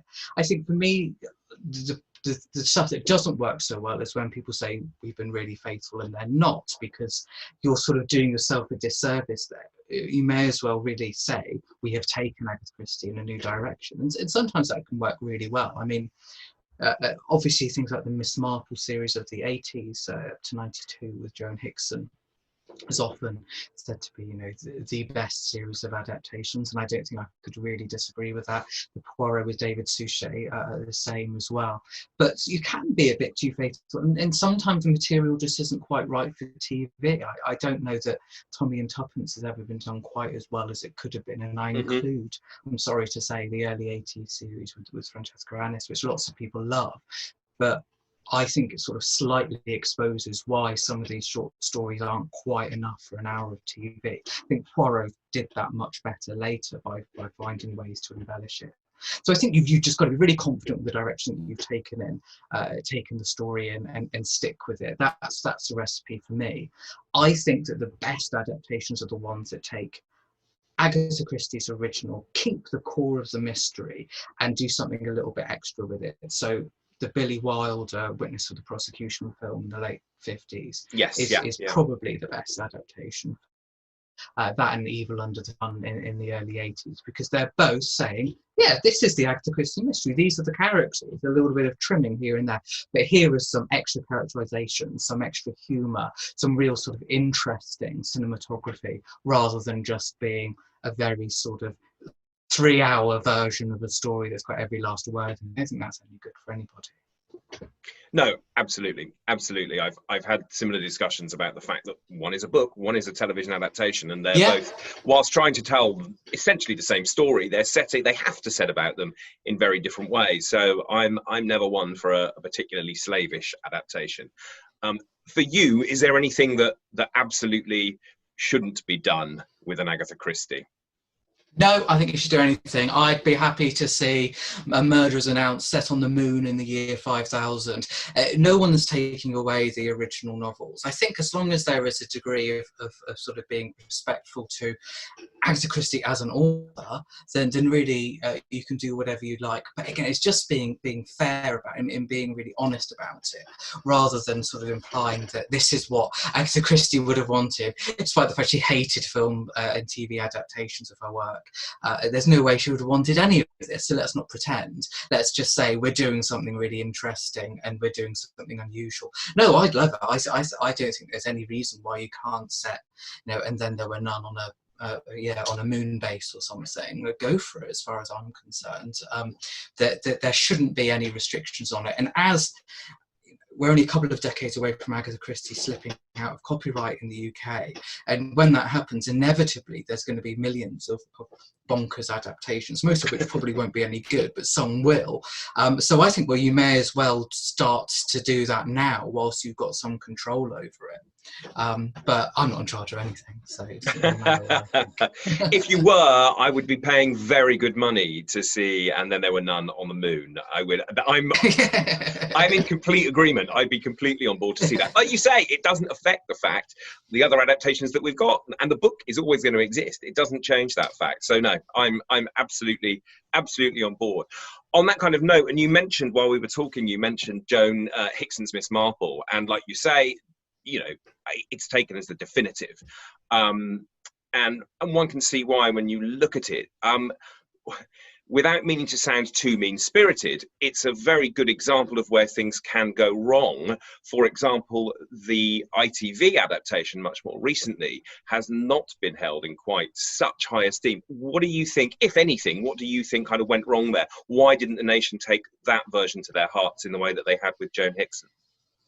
Well, it's funny because I was talking about this the other day to somebody, and it was, I would instinctively say the same as you, that people didn't seem to really sort of like it in the same way as Joan Hickson's did. And it didn't work for me. For me, it felt a bit cheap.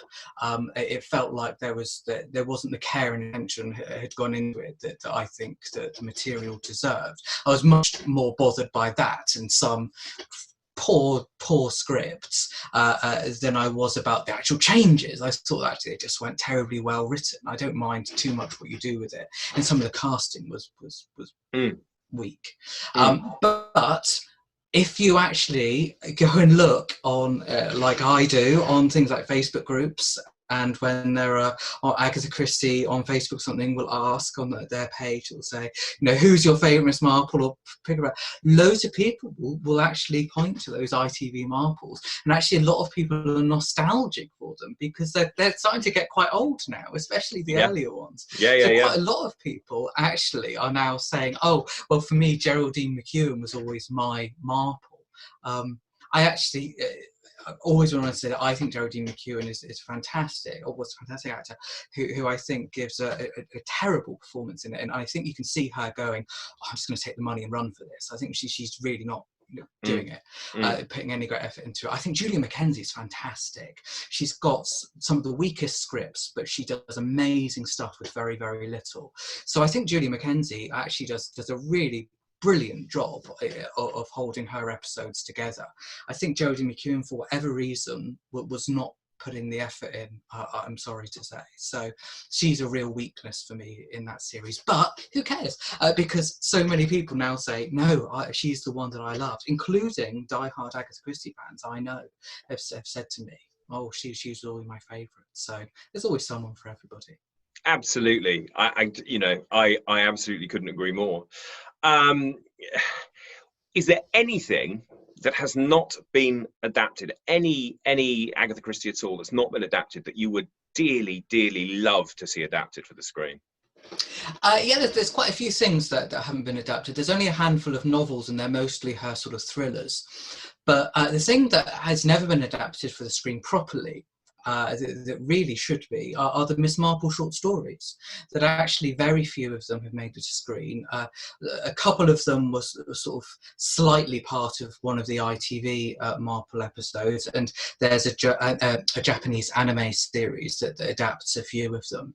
But actually, most of them, and there aren't that many, haven't been adapted, and I think that would be a great mini-series, actually. And I think that's a really good example of where actually Agatha Christie adaptations could work really nicely on a streaming service like Netflix or Prime, because the idea that you can fit all of these mysteries into a uniform running length is bonkers, because you can't, because some of them are like 7 or 8 pages long and some of them are 50. Yes. So it would be great to be able to have a streaming service that would say, okay, well, it doesn't matter if this episode is 25 minutes long and the next one's 75 minutes. They do it with, Orange is the New Black and all sorts of other things. Absolutely right. So, yes, so indeed. that would be great for Agatha Christie short story adaptations to go, oh, it's a 20-minute one this week or tonight, and then tomorrow night you'll watch one that's an hour. That's what I'd really love to see. You're right. I think actually that's a really good way of using the streaming format, where having a television slot doesn't matter. It's worked very well, like you say, for other programs. And in fact, that's got me thinking, I think that would be a really, really good way of doing it. So we'll start a campaign. Have you ever had the chance to visit on set whilst any of the Agatha Christie more recent things are being, I mean, you're a very young man, while the more recent things have been made? Not a very young man. Thank you. But no, unfortunately not. No. There was some sort of chat about for this Poirot, but it ended up, I think, people are very secretive and they don't necessarily want people on set. No, unfortunately not for Agatha Christie, but often have seen places, obviously, where they filmed. I go to Torquay a lot, which is where she was born and she lived for a long time. But that's also where several adaptations have taken place in the south of Devon. So it's always lovely to go back and see places where they film. But no, unfortunately not on set for me. I mean, you've talked there about, and anyone who knows me knows I love a good television location visit. Love it. There's something about it really connects you to those programs, particularly if the program is for some reason slightly older and the location still looks very much the same. For you and for those watching who maybe haven't done a bit of an Agatha Christie TV locations tour, what are kind of your top spots to visit? Definitely South Devon. You've got to go to Burr Island, which was the place where she was inspired. She was inspired by to write, and then there were None and Evil Under the Sun. And Evil Under the Sun, the David Suchet version, was also filmed there in part, and a little bit of the Joan Hickson Nemesis actually opens with a shot of Bahrain as well, with this beautiful Art Deco hotel that's right in the middle of it. So that's definitely the place to go, in various places around Torquay and Paynton and so on, Dartmouth, because there's so much in the south of Devon which is loving of Agatha Christie, including her holiday home, her beautiful house at Greenway, which is now owned by the National Trust, and anybody can go and visit. And that's where I would recommend the most. It did surprise me. I did go on a brief sort of pilgrimage to the Poirot apartment blocks once, because I was just down the road, and so I thought, oh, I should go and see it. And it's never quite the same when you turn around from a Tesco Express and you see it sort of just at the side of you. So some of the illusion was lost a bit, I have to admit. It does take that sort of period waft away from it Yes. all, doesn't it? Somewhat. Yeah, I've been to Burr Island myself, and I would absolutely second that. It is full of that feeling of Agatha Christie, particularly if you can walk across and you don't have to get the. Yes, get your tide times right. Absolutely right. Absolutely right. It's brilliant. It's a lovely thing to do, and I would thoroughly recommend it. For someone who maybe hasn't seen any TV adaptation, I can't think who would, but for someone who hasn't, what do you think would be the ideal place to begin to watch Agatha Christie on television? I would actually say, unless you're somebody who's very comfortable already with slightly older TV, I would go in with the BBC And Then There Were None from 2015. So a more recent one, because it's faithful. It obviously makes a few changes, but it's absolutely Agatha Christie's story. It's stylish. It's really sort of beautifully made and really genuinely tense. And I think you should always start with one of the best, because then you know if it's your thing or not. Because if you watch that and you go, oh, I don't like that sort of thing, then it's never going to be for you. But I think you're likely to watch that and go, yeah, that was good, that was clever, I want to see what else Agatha Christie has done. And then you can dig deep into the David Suchet Poirots and the Joan Hickson Miss Marples. And I think you're in pretty safe hands with those. I couldn't agree more. I love that adaptation and everything we've been talking about. Our time has come to an end, but I must say a huge thank you, Mark. It's been an absolute pleasure to talk to you today. Thank you. Now, remind us of the title of the book. So Agatha Christie on Screen is my book from a few years ago, but you can also pre-order my new book. Just search for Poirot and Mark Aldridge and you'll find it. That's out towards the end of the year, fingers crossed. I am hugely looking forward to it. It's been lovely to chat. Thank you ever so much. Take care, and we will see you soon. Thank you. Bye. Cheers, Mark. Bye-bye.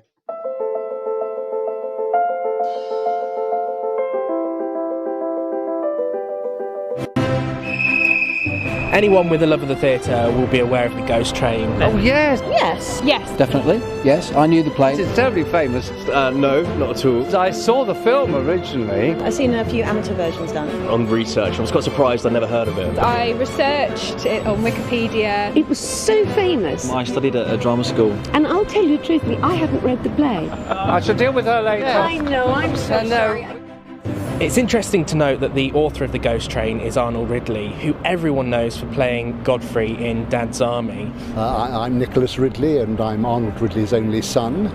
It's amazing, isn't it? And there was that little old man in Dad's Army. That's what people perhaps don't realise about actors, that you have other strings to your bow. I used to sit at the BBC Acton Hilton with his daddy, John Le Mesurier, John Laurie, and all the boys from that. It goes back a long, long, long way. He wrote it in just under 3 weeks, and he wrote it in an upper room above the shop by candlelight. Of course, it was written 80 years ago, and it's quite a testament to his ability as a writer that it's still going strong today. Ghost Train itself was translated into 17 languages. There have been 3 films of it so far. It was a sort of mixed blessings, as all early success can be, in that he felt that a lot of his later plays were actually better plays, but they never really achieved any of the success that the Ghost Train did. The Phantom Films version of The Ghost Train was recorded in December of 2009. It was a very hot and sweaty day in the studio. Well, interestingly, it's called the oxygen rooms, and there was no oxygen. It was just carbon dioxide and sweat. It was very intimate. We got to know each other very well very quickly. And it was great fun. Very confined, but good fun, yeah. It's amazing to have a piece of my work in French's Theatre Bookshop. Samuel French has been very supportive of the whole project, and we're here today at their theatre bookshop near Warren Street in London to launch the audiobook. At drama school, you know, when you need to get a play, French's is the place to go. Yes, you have a French's stamp put on your wrist the moment you decide that you're going to act. So I know my father would have been just delighted that you made this audiobook.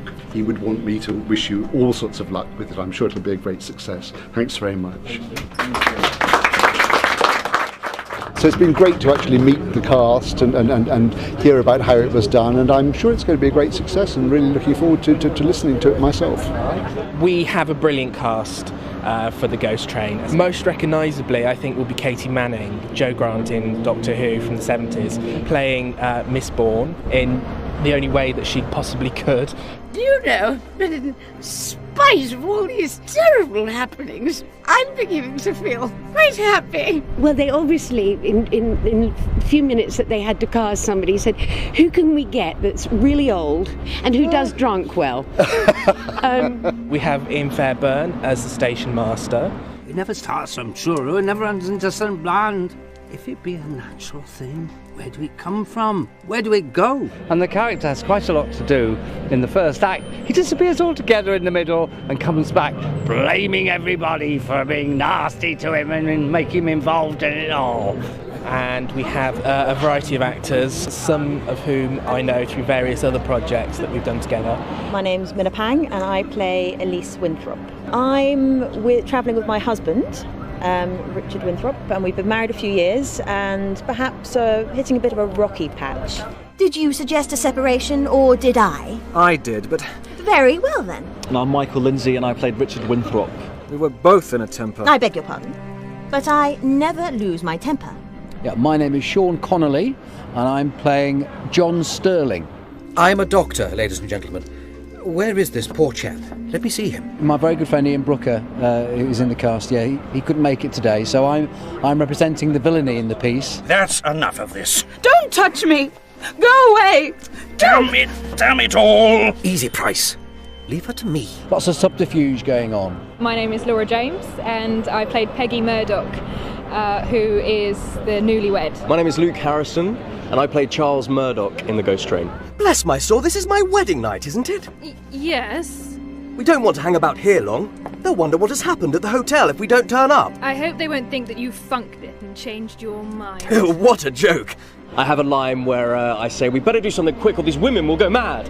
And we all collapsed at that one a few times. So there were a few jokes like that, yeah. There's definitely a few lines where you have a little giggle in the modern kind of context of the word, but that just makes the whole experience more fun. And it doesn't take itself too seriously anyway, even I think at the time it was writing, it's quite tongue-in-cheek, so yeah. And I managed to poke my eye out with a pencil after she'd had her first few brandies and spent the whole of Christmas wearing a black eye patch with Diamantes on it. I will never forget the Ghost Train. You can get your copy of Arnold Ridley's The Ghost Train either from French's Theatre Bookshop or from our website www.phantomfilms.co.uk. But I'm in a devil of a mess. We all are. Haven't you tumbled to him yet? That's Detective Inspector Morrison of the Secret Service. I say! Well? Like the ghost train that he spoke of. But I know what is going to happen, and it's going to happen soon. I can feel it. Train comes a screaming and a tearing through the station. Nonsense. 'Tis God's truth, I'm telling you, sir.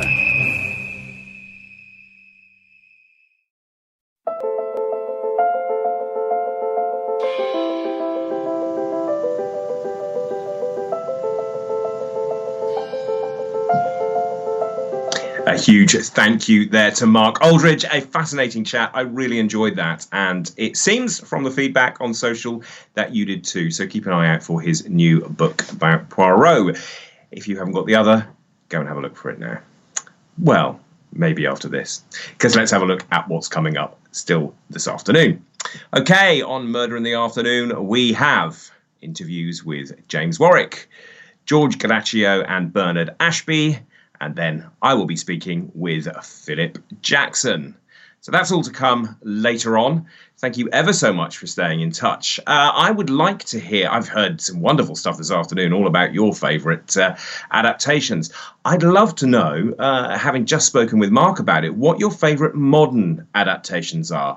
I personally thoroughly enjoyed And Then There Were None. What are your thoughts? Let me know about some of the modern screen adaptations, and I'll read some more comments out later on. Remember, all details are on the left-hand side here.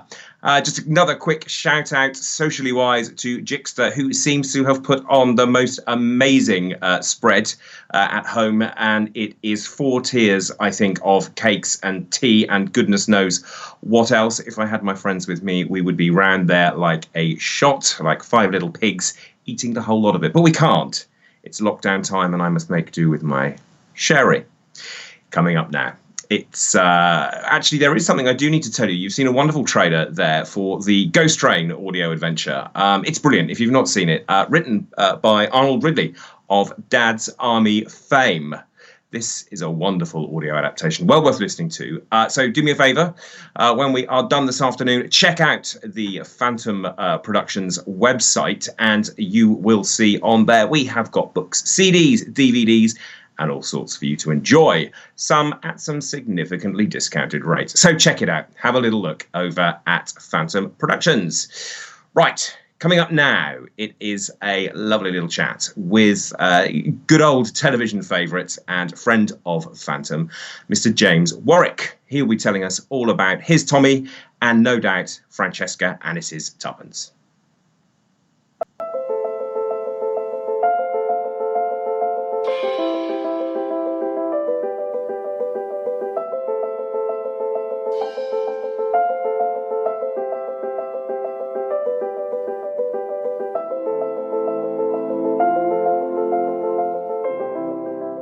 Our next guest played the part of Tommy Beresford in the 1983 TV adaptations of the short stories of Agatha Christie's Partners in Crime, which followed the adventures and exploits of the husband and wife team, Tommy and Tuppence, who run a detective agency. Please welcome James Warwick, who has joined us today to discuss that role. Hi there, James. How are you doing? Very, very well, thank you. Safe and sound, locked down in the middle of the country in the middle of Massachusetts. Wow. Okay.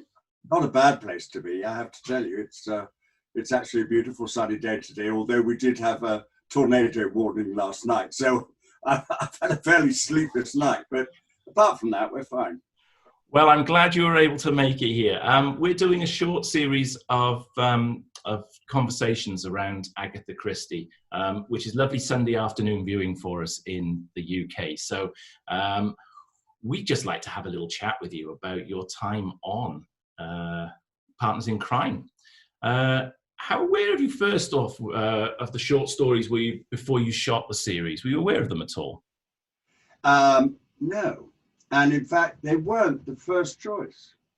What happened was that I'd played Shuggie de Bath, Lily Langtry's second husband, in the series called Lily, made by London Weekend Television. And the producers in America, the American partners, he happened to be, bless him, he was the head of Mobil Oil Artistic Division, if you can imagine such a thing. He was a wonderful man. His name was Herb Schmertz. And Herb Schmertz thought that the relationship between me and Francesca, me playing her second husband, Shuggie de Bath, in Lily, he liked the relationship, apparently. He told Michael Grade this. He said, I like those two together. Get them a series. So Michael Grade called my agent, who happened to be Francesca's agent, Dennis Selinger, who was known as the Silver Fox. And he sniffed something pretty exciting. So Michael Grade and Dennis Selinger and the various people at London Weekend did some ferreting around. Foxy's ferrets, you know, is wonderful, sort of animalistic part of this. They found these short stories by Agatha Christie. They hadn't been done before. Tommy and Tuppence were the main characters, but they started in another book. They started in Why Didn't They Ask Evans, which we'd already done. We'd done that after Lily. We then did this film, Why Didn't They Ask Him? And Michael Grade liked that even more. So it looked like we may do these partners in crime short stories, but there was Nick and Nora. We'd maybe go back to Nick and Nora, Charles, do them. He wanted a married couple, sort of heart to heart. That was the thing. And then when Michael Grade and Herb Schmertz told Dennis Selinger that we were going to make this series called, it was going to be called Tommy and Tuppence. And Dennis Selinger phoned Francesca Ennis. I promise you this is true. Phoned Francesca Ennis. And he said, Diane, you've been offered Tuppence Beresford in a series called Partners in Crime with James Warwick. She went, I can't play something called Tuppence. And he said, are you sure? No, I can't. I'm not going to do that, Dennis. I've just done Madame Bovary and I've done Lady Macbeth in the film with Roman Polanski. I couldn't possibly, Juliet with Ian McKellen, I couldn't possibly play somebody called Tuppence. And God, I haven't thought about this for 30 years. And so Dennis Selinger phoned me and he said, I've told Francesca that Herb Schmertz says that he's going to give her a lot of hats and a lot of money and she'll get top billing. Well, oh, Francesca, you'll kill me when you hear this. So it was called Tommy and Tuppence instead of Tuppence and Tommy. Or was it the other way around? Anyway, I can't remember. But Tommy and Tuppence. We had an awful lot of hats and I had an awful lot of suits. 35 suits I had made. God knows how many hats she had. I mean, they were all incredible. And that is the true story of how we started Partners in Crime. Wow. And that is some story. At start off, did you know it was going to be a series, or because it originally was just done as a standalone, wasn't it? Or as a sort of an intro to the series? Well, we introed a series where I think from Why Didn't They Ask Evans? We weren't married. They were Tommy and Tuppence, but we weren't married in that one. And then we did a film called The Secret Adversary with John Gielgud, Sir John Gielgud played my father, and Harry Andrews and various people, and Ian McKellen, Alec McCowan, sorry, Ian, Alec McCowan, and who was a great friend. I'd done that play with him in the West End. So we did this film over about 3 or 4 months, and that launched the series of short stories. There were only 10 short stories. And the head writer at London Weekend, Pat Sands, started adapting and then giving them out to other people to adapt for a television script, for an hour-long television script. But some of them were only about 5 or 6 pages long. So we did a lot of, let's say, improvisation. There was a lot of us in it. I suppose there is with any actor in any part. But it was, Francesca and I worked together.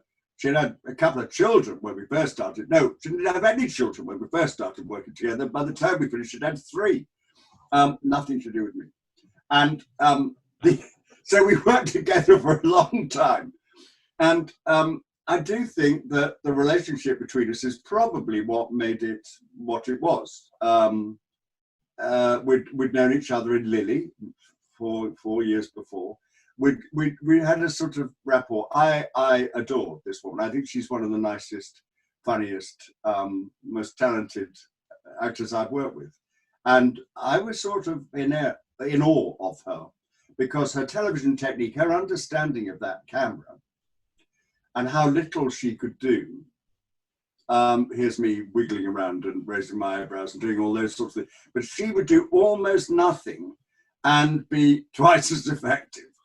And I used to watch her and I think, good Lord, you're not doing anything. But she was, but it was so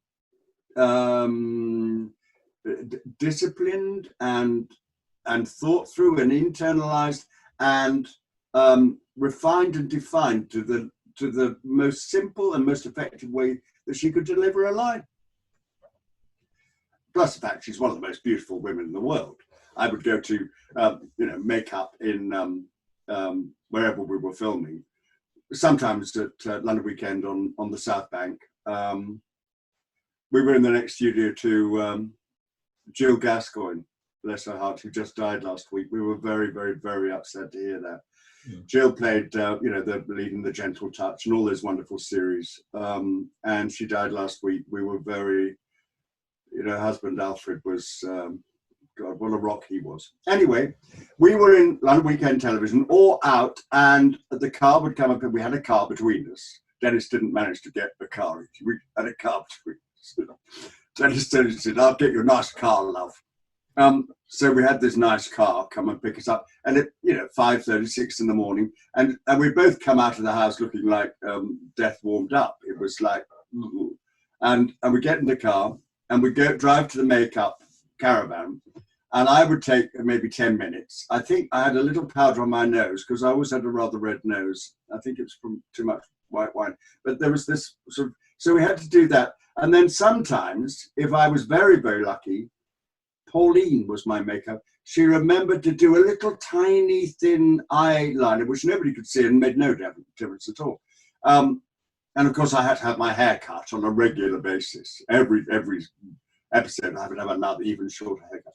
Anyway, I would come out in 10 minutes, and an hour and a half later, this completely transformed goddess would appear, come down the steps and go, "Hi, James, are we ready? Is everybody here? Are we ready?"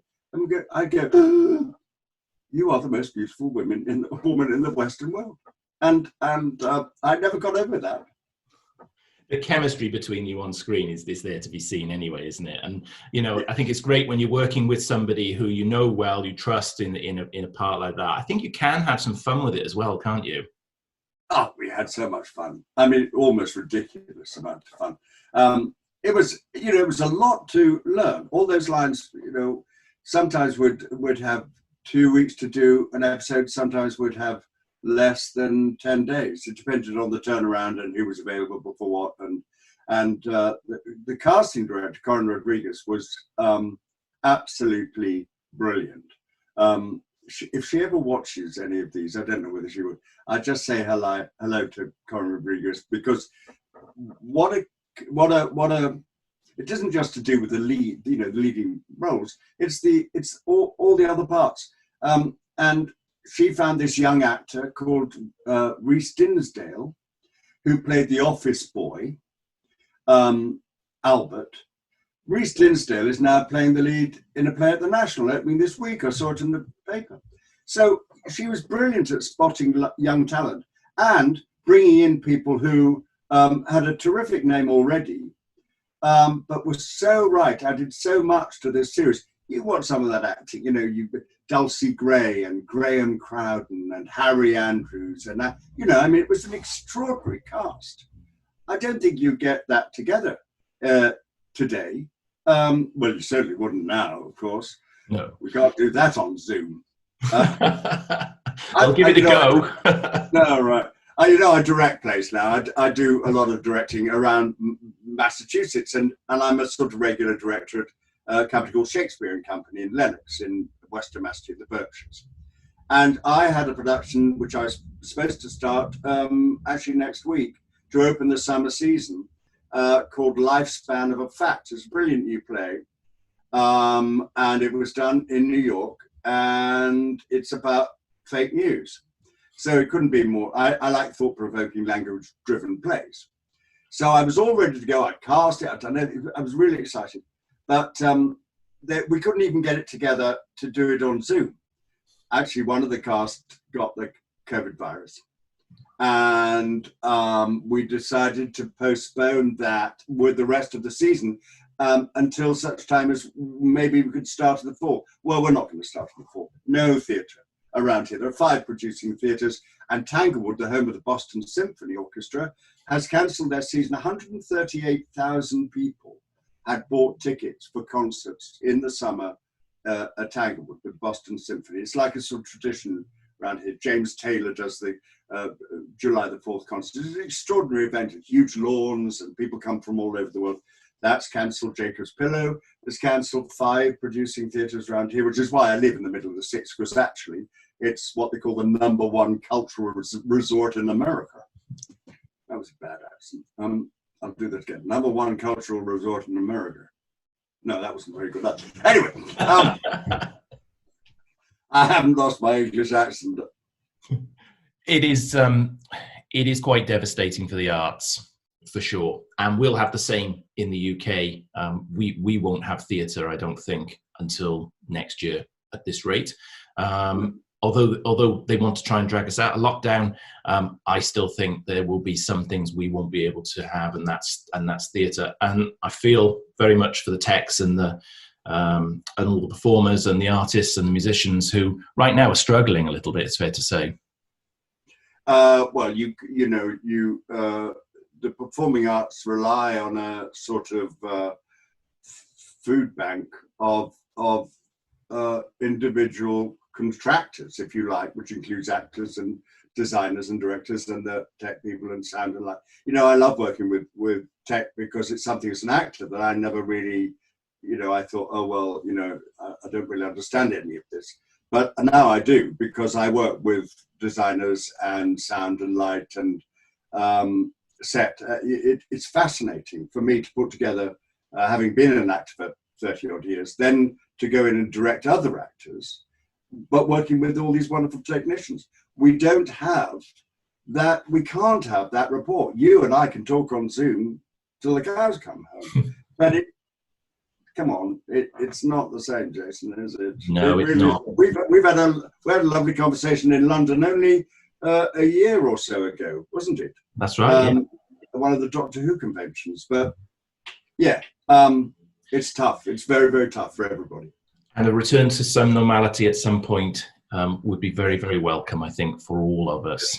Yes. What would you say your standout memory would have been of the series?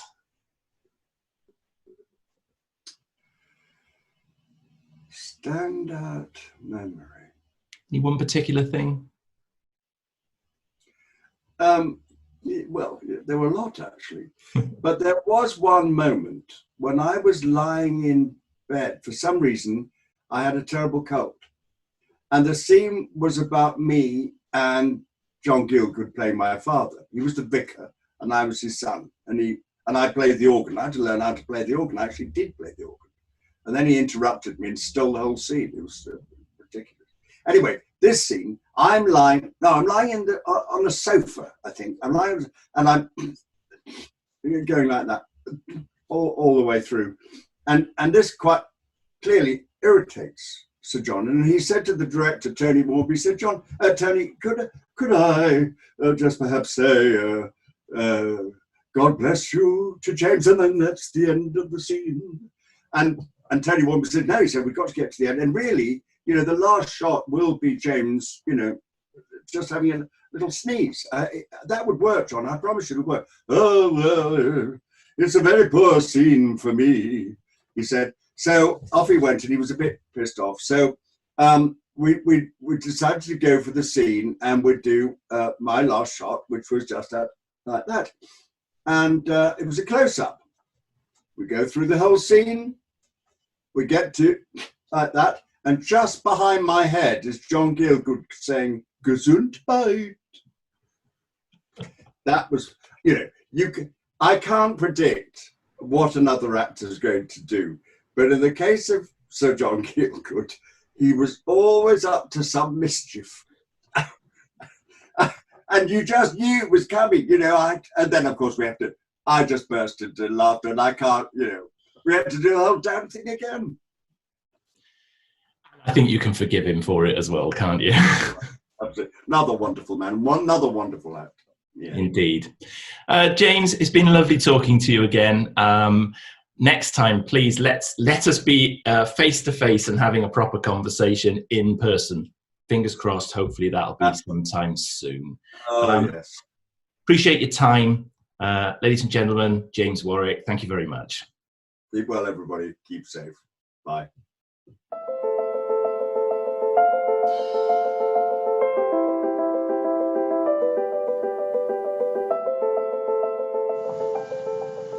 Thanks for staying with us. I'm Andy and we are Phantom Films, purveyors of books, CDs, DVDs and wonderful live events to discerning punters like yourselves.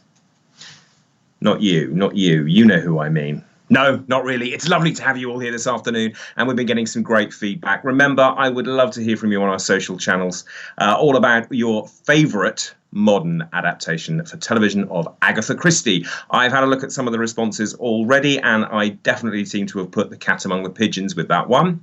So, moving on, we have another interview. It's time to hear from the producer and the editor of the BBC's Miss Marple. It is George Gallaccio and Bernard Ashby.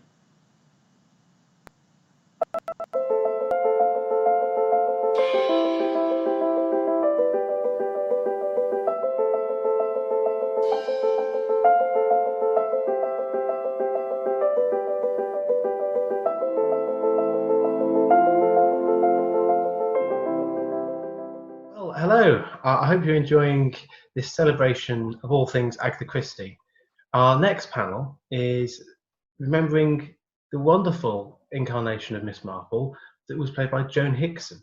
And I have the great pleasure of being joined by the producer, George Gallaccio, and chief film editor, Bernard Ashby. Hello, both of you, and how are you? We're good. We're good, yeah. Hi. And how are you coping in these strange times? Well, we're shut in this house. Yes, we're coping well and we're well, and that's the important thing. Enjoying the sunshine. Well, we moved to a retirement village about a year ago, and it has a lot of space to walk around so that we can get out and about. And just beyond this window on this side is a view to die for of the east coast of Australia. So we couldn't have moved at a better time if you're going to have this sort of horror.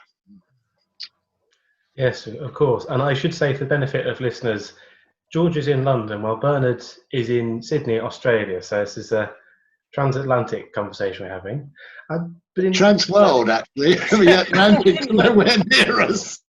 We have a Pacific out there. His geography's terrible, isn't it? Good interviewer, but his geography's terrible. Go for it, please. Yes, you caught me out there. But perhaps we should move swiftly on to talking about Miss Marple. Yeah.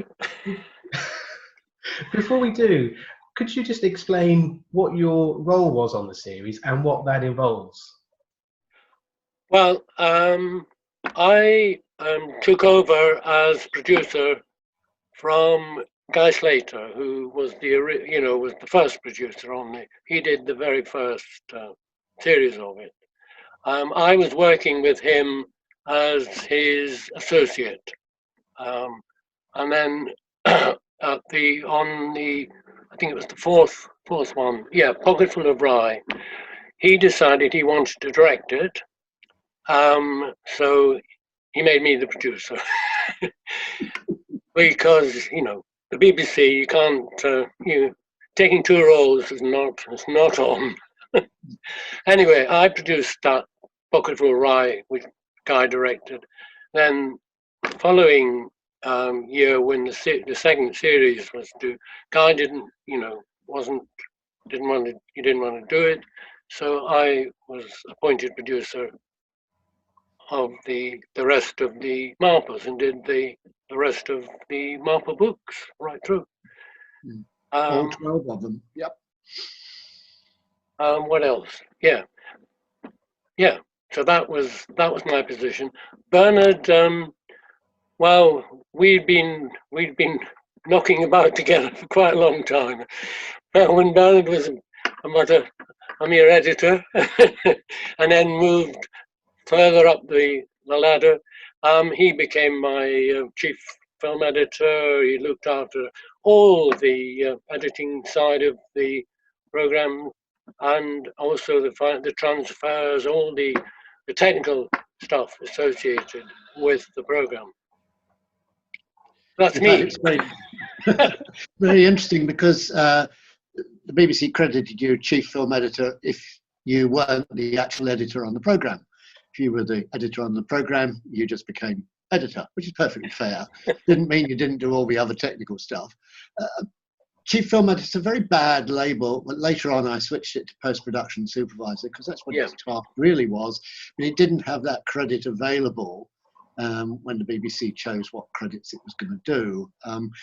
But my role was very much little more than post-production supervisor. It was very much working with George and Guy originally to get schedules that we could make, and then elbow the BBC management internals to get just what we wanted.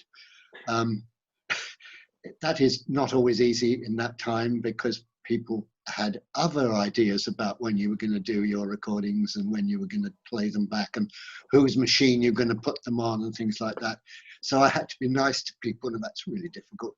And I managed to get virtually everything we required. And we had a few difficulties because there's no way you can make 12 films, and it's not just 12 films because it was 3-2, 3-2, 2-2-2, and then a load of ones with some twos in between. It was quite a lot of movies, and that's quite a lot of graft to get everything through the system. I looked after it from the moment the rushes came to the moment it was actually on air. Yes. So you mentioned there that these were films; they weren't just one-off hourly specials. George, am I right in thinking this was your first time as a producer? So how was that? That must have been quite daunting. No, it wasn't my first time as a producer. My first time as a producer was a thing called Robin Hood, which goes back a bit further, which was my first, and then also. I wasn't completely wet behind the ears then. I'd already had quite an experience with my first production. It was my first which was all film, which was one. That was the great joy of it. It was completely on film. All the unit making it were always the same people, so you could created a team of people who worked on the program all the way through, which was great. And Miss Marple, Joan, wonderful Joan Hickson. Now the IMDb always says that Guy chose her for the role, but I first knew about it when you walked in with a roll of film this size, 60mm mute, which was a sort of an audition picture with her all dressed up. And you brought that in, so I'd always assumed that you'd chosen Joan, but was it? Well, I think I was involved in the process, but it was Guy in consultation with the head of department. So it was, I think and also there was a lot of discussion with the Christie estate, with Rosalind, the daughter. Yes. So it was actually fairly complicated. I just remember when I saw that role for the first time in our cutting room. That was the first time I'd ever seen Miss Marple. I'd read all the books. My first wife had all the books, and I'd sort of pick them up every now and again and read them over a longer period, about 10 or 15 years, I suppose. And we'd all seen Margaret Rutherford, who we all loved, but she wasn't really Marple in my book, what was on the page. And of course, Angela Lansbury and others who'd done the role. But for me, when I saw that mute image, I was looking at Miss Marple, and it proved to be, as far as I'm concerned, exactly right. What do you I'm sure you're going to agree with me, George. Oh, I do. I absolutely agree. I mean, it was interesting. I was rifling through some books the other day, and I came across the Christie anniversary. You've got.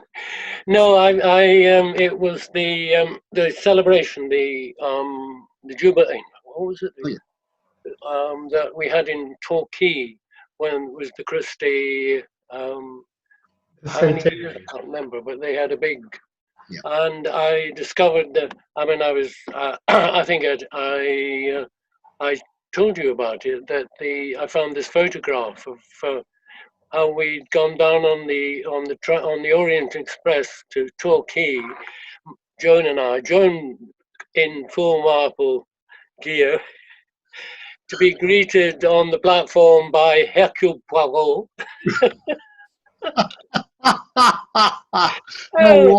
Anyway, there's a lovely photograph of the two of them, him presenting her with a bouquet of flowers, and in the background behind them, the train was on the side and people getting off, and I was standing there talking to Inspector Slack. Oh yes, David Horovitch. Yes. Yeah. Oh, that's fascinating. I mean, we've all got the videos. I'm just to prove that I am up to date. Oh, you got the box set, yeah. I've had them some time. I didn't buy them just this week because I can't go to the shops here. I'm too old to be allowed out.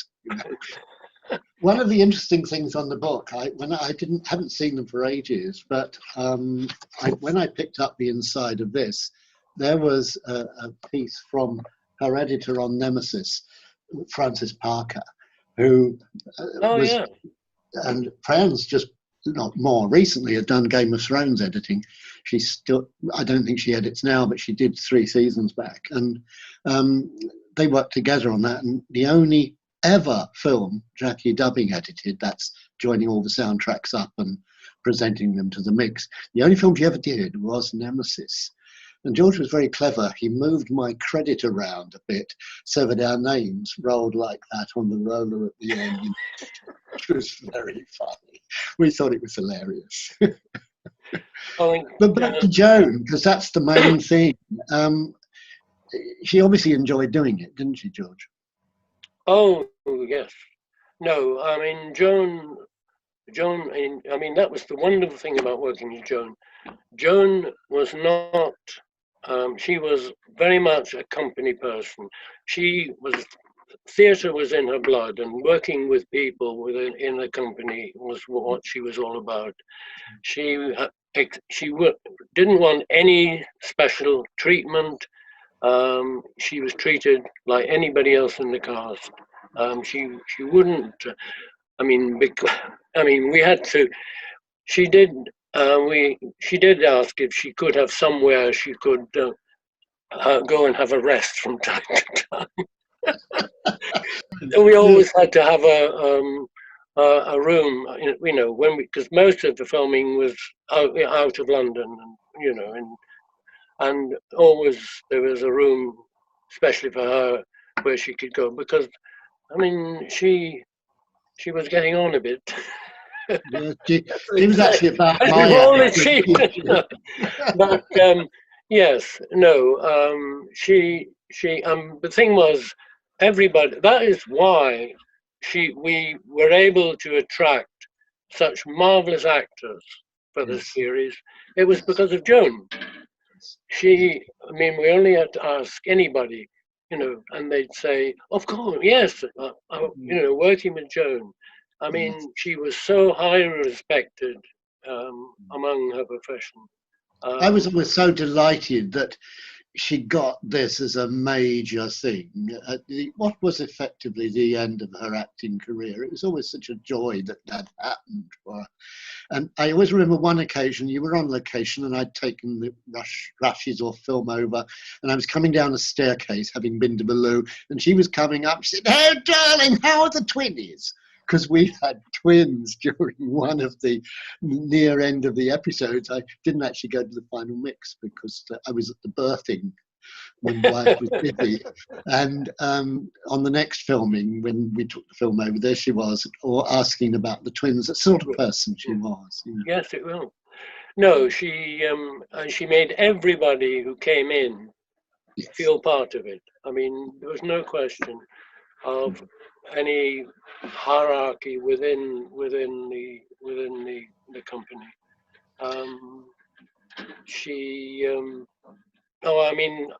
I've got so many wonderful memories of Joan. I mean, luckily I've got lots of photographs of the whole experience, which is, I mean, which is the one above my desk, which is her and I sitting on the wall in Nether Wallop outside the church, waiting for something, which, you know, the BBC photographer was wondering about doing his usual thing, and he just snapped us sitting there chatting. And you were looking for the murderer at the vicarage, weren't you? We did actually also attract some really interesting directors, George. I mean, how did you go about? I mean, obviously Guy probably chose the first set, including himself, but after that you went for really interesting directors. You didn't go straight down the line with that, did you? No, I mean, I wanted, you know, people I thought were very good, good at their job, you know, and also were simpatico with the whole thing. I mean, it becomes. I mean, no, a lot of people, a lot of directors thought Agatha Christie, not for me, but but as I say again, Joan was, her name was unlocked a lot of doors. It really did. But she, no, as I say. Just thinking about it, I remember because we always had her birthday on location because it was in the summer, and we were in outside in what's the Marlborough house, the stately house. I know what you mean. Yes, I can't remember its name. I mean, I don't know about you, Bernard, but my memory, your memory is very much better than mine. I have a couple of cue cards on either side in case it died on me, because my names do go a little bit tricky occasionally. And I thought, if you suddenly start talking and I can't remember the name. We had we had a, you know, the tea break in the afternoon, which was a beautiful day. We were out in the street of, and it was, we had a birthday celebration tea for Joan, which, and again, I've got a lovely photograph which I have of her, presented her with this huge bouquet of flowers. Wonderful. Oh, wonderful. Yeah. So I mean, the whole doing of these programs. I mean, it was. I don't think anybody didn't enjoy doing them. What's really interesting talking about that is I managed to find, as you know, a really wonderful telecine operator, John Crane, who did most of the films. And he and latterly his friend John Morgan on the other end of the bench, they wouldn't have worked those hours. On some occasions, 7 o'clock in the morning to 3 the following morning, and then back again at 7 and out to 3 to really get everything perfect on these films. They wouldn't have done that if they didn't believe in the format and why they were putting it on for Christmas, which we did quite regularly, which was great. Yeah, yeah. No, I mean, those sessions in up in that place. Post-production area, yes. I mean, went on, and I mean, we sat through those. Oh gosh. Oh no, I mean, again, for you, Bernard, you know, my eternal thanks for all your dedication and work. I mean, you wouldn't let anything go that wasn't absolutely perfect. No. No. What we were trying to do at that time was make film look clean like video, because it had a history, it had dirt on the negative, it had dirt on the print. We were trying to eliminate all that. It's now done automatically. Either it's shot on video or the negative is processed and there's not a mark on it. In that era, it was damned hard. It was 16mm film. It wasn't even 35. It was 4:3, as you remember. It wasn't even stereo until the last two films. It makes it sound ancient, but look, the first series was just before Christmas '84. It went out at Christmas '84. It's a deuce of a long time ago. One thing I would like to ask, George, is that am I right in thinking that when Guy set up the first 4 films, he tried different styles for the 4 to see which one really worked? Because it always seemed to me that the first one was a feature with Silvio directing. The second one was a Roy Bolting sort of Ealing film. The third one, I don't mean that badly, it's a great... No. And the third one was a very respected television director, David Giles. And then he did the amalgam of all of them with his own direction in fourth, The Pocketful of Rye.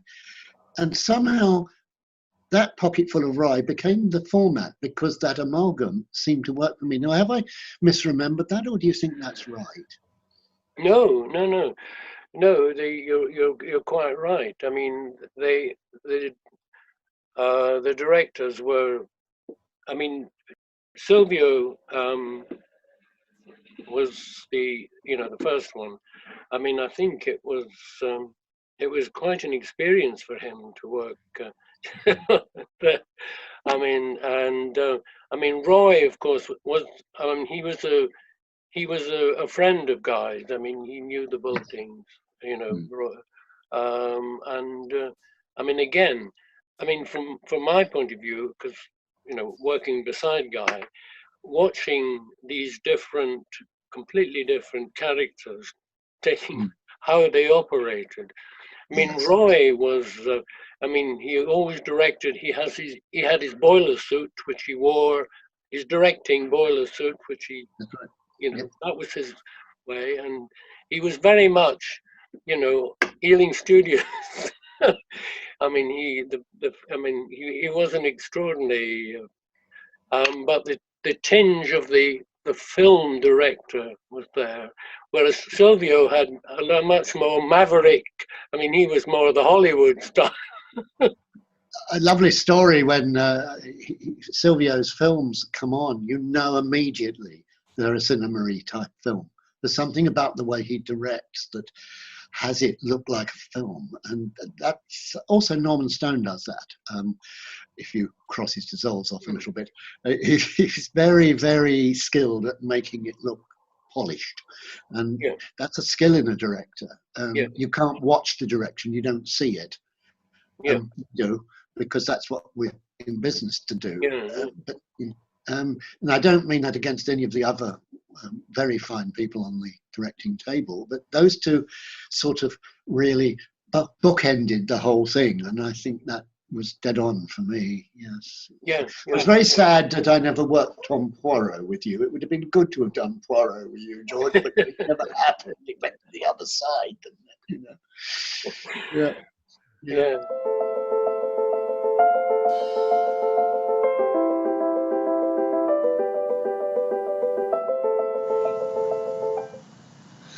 I hope you enjoyed part one of that interview with George and Bernard. Part two is going to be available right here, 7 p.m. on the Phantom Films YouTube channel. Also on YouTube later on from 8 p.m. is an interview with Alan Spaulding. Alan was the production designer on some of the BBC Miss Marples, and that's definitely worth catching. Also, from 9 p.m. right here as well, you can hear an exclusive audio interview with Miss Lemon herself, Pauline Moran from Poirot. Well worth catching later on. But right now, I'm going to look at some of your feedback. You've been very kind and very generous this afternoon, letting me know your favourite adaptations. I've heard from Neil Wilder. His favourite adaptations are Murder on the Orient Express with David Suchet and Nemesis with Joan Hickson. He says especially the scene at the end with the milky drink where she confronts Clotilde, unbeatable. Well, I think a milky drink with Joan Hickson is unbeatable anytime, night or day. Anne says that her favourite film adaptation has to be Why Didn't They Ask Evans? This is closely followed by A Murder is Announced. She's loving Murder in the Afternoon. Thank you. Well, thank you, Anne. It's lovely to have you with us. Now, Peter Sheeran, I can't possibly read out everything you've written. I've read it myself in my own time. It's quite the essay, and I'm all on board for this. And he makes some fantastic arguments as to why his favourite adaptation is Five Little Pigs. Absolutely brilliant. So thank you for that. I think we might chat about that in more detail when we're allowed to see each other face to face. Susan Elliott saying, these interviews with David and Ian make me want to rewatch Miss Marple. I couldn't agree more. I think, Susan, we need to get the kettle on, get some coffee, and maybe make an endless night of watching all of those once more. Rob Lanigan is having a cheeky afternoon, vodka, lemonade and lime. whilst watching us. There are worse ways to spend an afternoon, he says. I agree, far worse. I'm rather enjoying myself. I hope you guys are too. Scott Wallace-Baker, well done on having Tom Adams' book on your bookshelf, Mark. That's Mark Aldridge, who I spoke to earlier. He is so missed. Rest in peace, Tom. Absolutely. Tina Hodgkinson says, it's great to see Dr. Mark Aldridge talking all things Agatha Christie, and she highly recommends his book, Agatha Christie on Screen, as do I. A couple more. Lisa has been in touch and said that the interview with Mark Aldridge was great. Thank you very much, Lisa. And she thinks that I could have chatted him for the whole 3 hours. I think I could have done, actually. It was really interesting, and it was a great opportunity to chat to someone who is as passionate as Mark all about Agatha Christie. Gary Kay was very happy to see Katie Manning pop up, albeit briefly, while we were talking about the Ghost Train. Some more favourites. Claire Alcock, her vote is, along with a lot of other people, for The Body in the Library with Joan Hickson. The brilliant Gwen Watford makes it, she says. Ed Watkinson, Joan Hickson, obviously, he says. But he also reveals that he has a soft spot for Julia Mackenzie. He does state that that is as Miss Marple. It's not just a general soft spot. I don't know. Each to their own. Finally, I have William B. Morton, who has got back to me all about his favourite modern adaptation. And he agrees with me in that the BBC adaptation from 2015 of And Then There Were None. If you've not seen it, I thoroughly recommend it. As I've said in other interviews, I think it's nice to see something slightly different done with the text. Maybe you don't. Let me know. Anyway, on to our next interview now, and I know that it is eagerly awaited by a lot of people. Chris, I got your text. I know you want to see it, so here it comes. Please put your hands together, because why not? Sit at home and give a big, rousing round of applause for the wonderful Philip Jackson.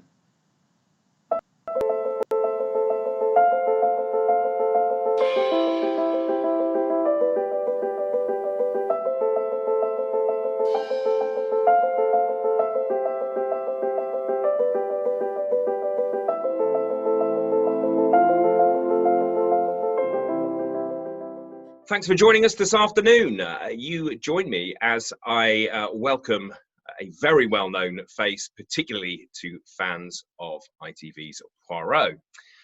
He is very well known as Assistant Commissioner Japp, or Assistant Commissioner in 2013, but we know him mainly as Chief Inspector Japp.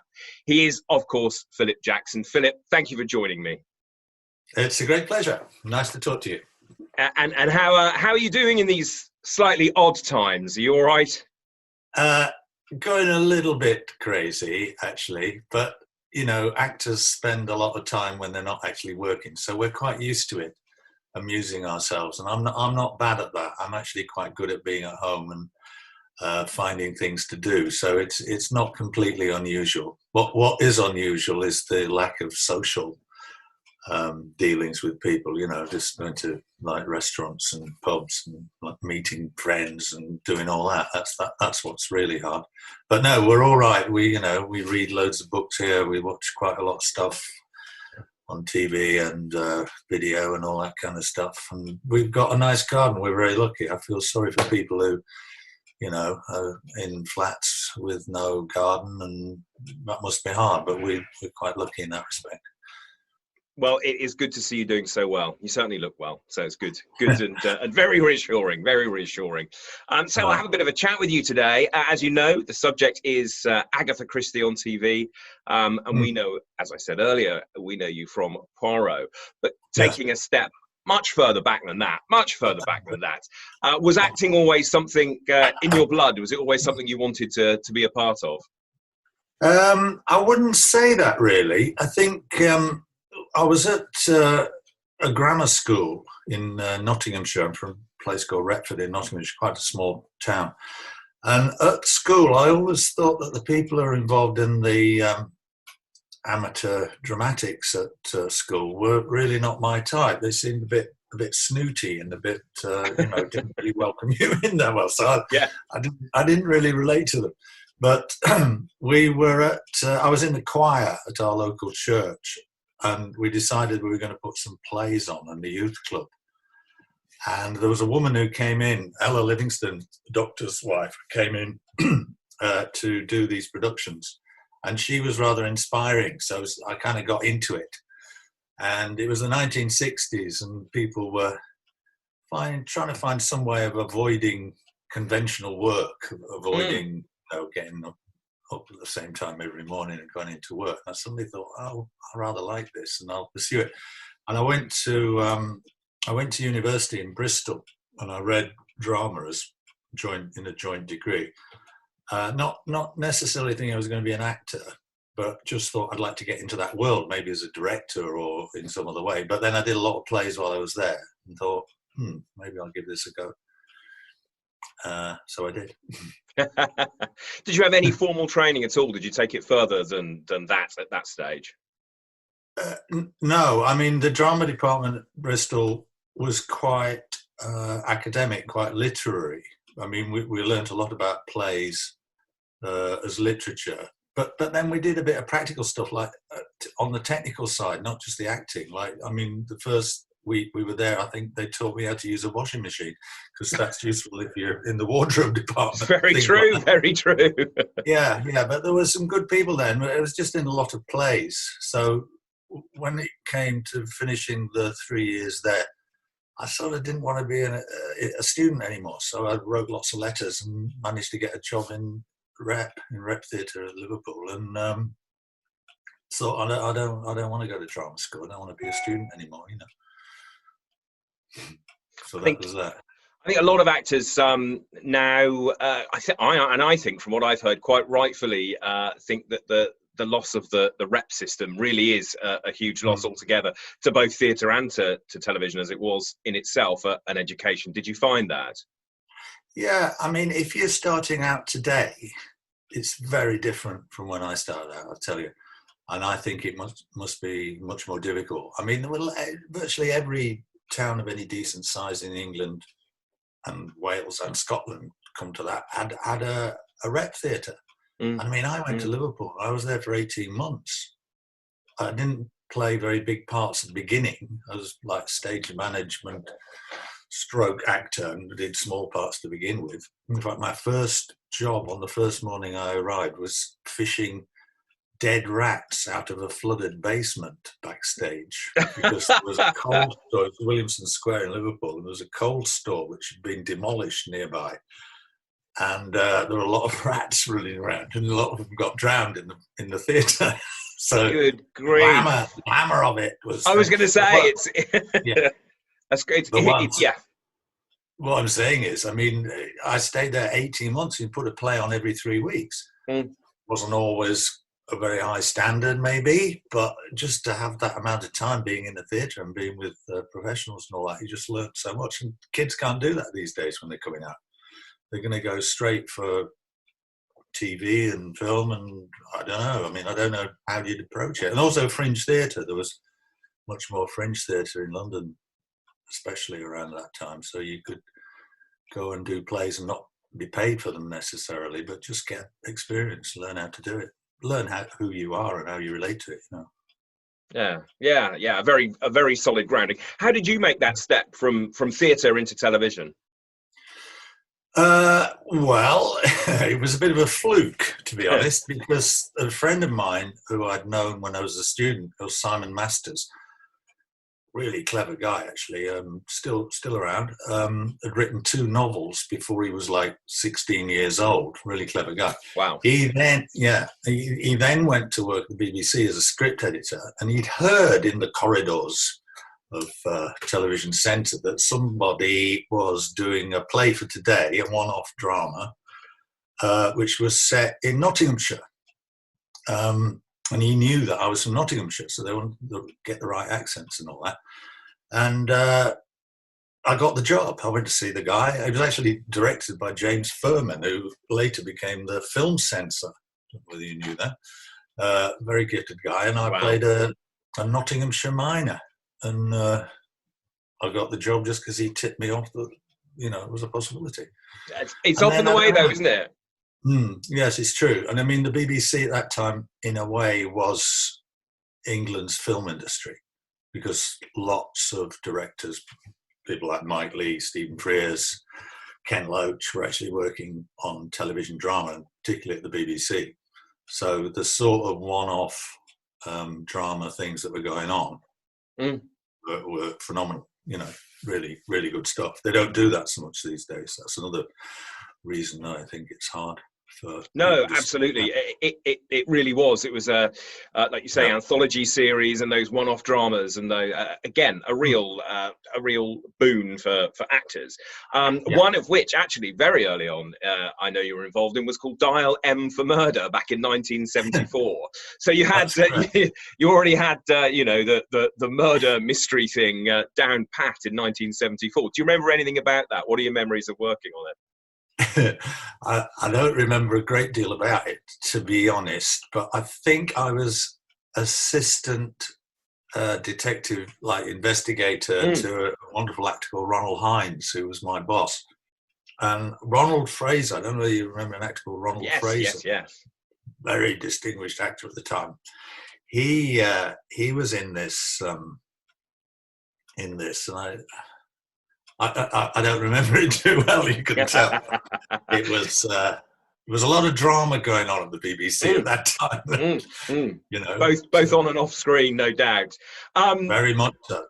But I mean, you don't seem to have stopped. I think the word prolific could have been invented for you, having a look at so many credits and really big things. You've got Coronation Street, things like Cat's Eyes.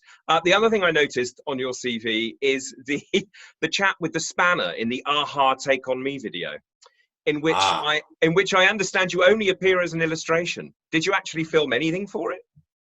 No, we did film it. We actually filmed it in the normal manner of as you would normally. But as you know, in that, most people are familiar with it. It's a very famous thing.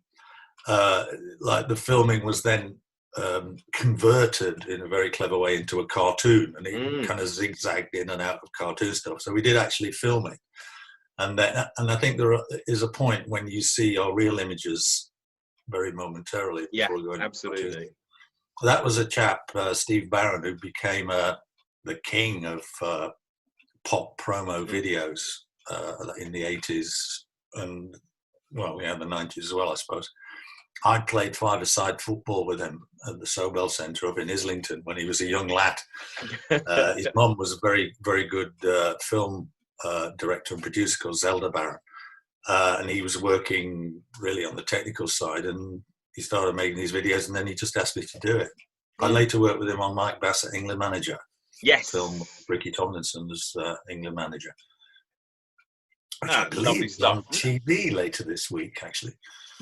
And very funny it is too. I remember it at the time. As a denizen of Norwich, we're all very well aware that none of it was actually filmed in Norwich. But you know, that's something I have to let go after all these years. I know, it's very hard. Yes, that's right. Norwich was figured highly, didn't it? But we never went anywhere near it. Never. Anyway, I'm going to bring it round to the point that we are here to talk about Poirot. Absolutely. You know, it's a vast catalogue of work starting back in 1989, and you were on board there from day one as far as those episodes go. The Adventure of Clapham Cook, the very first one. How did you become involved in the project itself to start with? The beginning of Poirot began just as virtually everything else an actor does.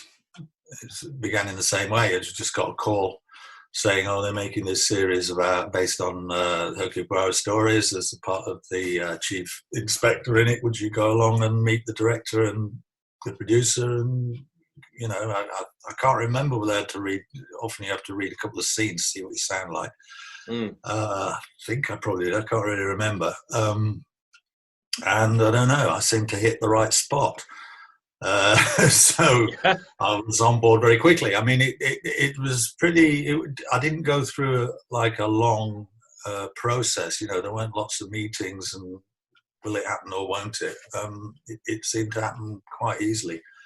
I must have got the right look at the time. Absolutely, sounded right for what they had in mind. I mean, when we had no idea, of course, that it would go on and for quite as long as it has and be as successful. It was it was another job, really. Of course. I mean, that's what I was going to say. When you first started on it, did you have any inkling at any stage that it would run for as long as it has? No, I don't think we did. I mean, when we were filming it, it was pretty clear that the production values are very high because it's set in the 1930s. The design of it, you know, the art department, and really a lot of money was spent on the screen to make it look good. And I think that really has been part of its success because that they were meticulous, and the detail is really phenomenal. And also, it has to be said, David Suchet brought a lot of gravity and care to the role. He didn't mess about. He really had gone into it in great detail and came up with something that lots of people would say is pretty definitive. So it was quality work. You knew it was quality work. And that's exactly. I was gonna mention your fellow actors, David Suchet, Hugh Fraser, Pauline Moran. Yeah.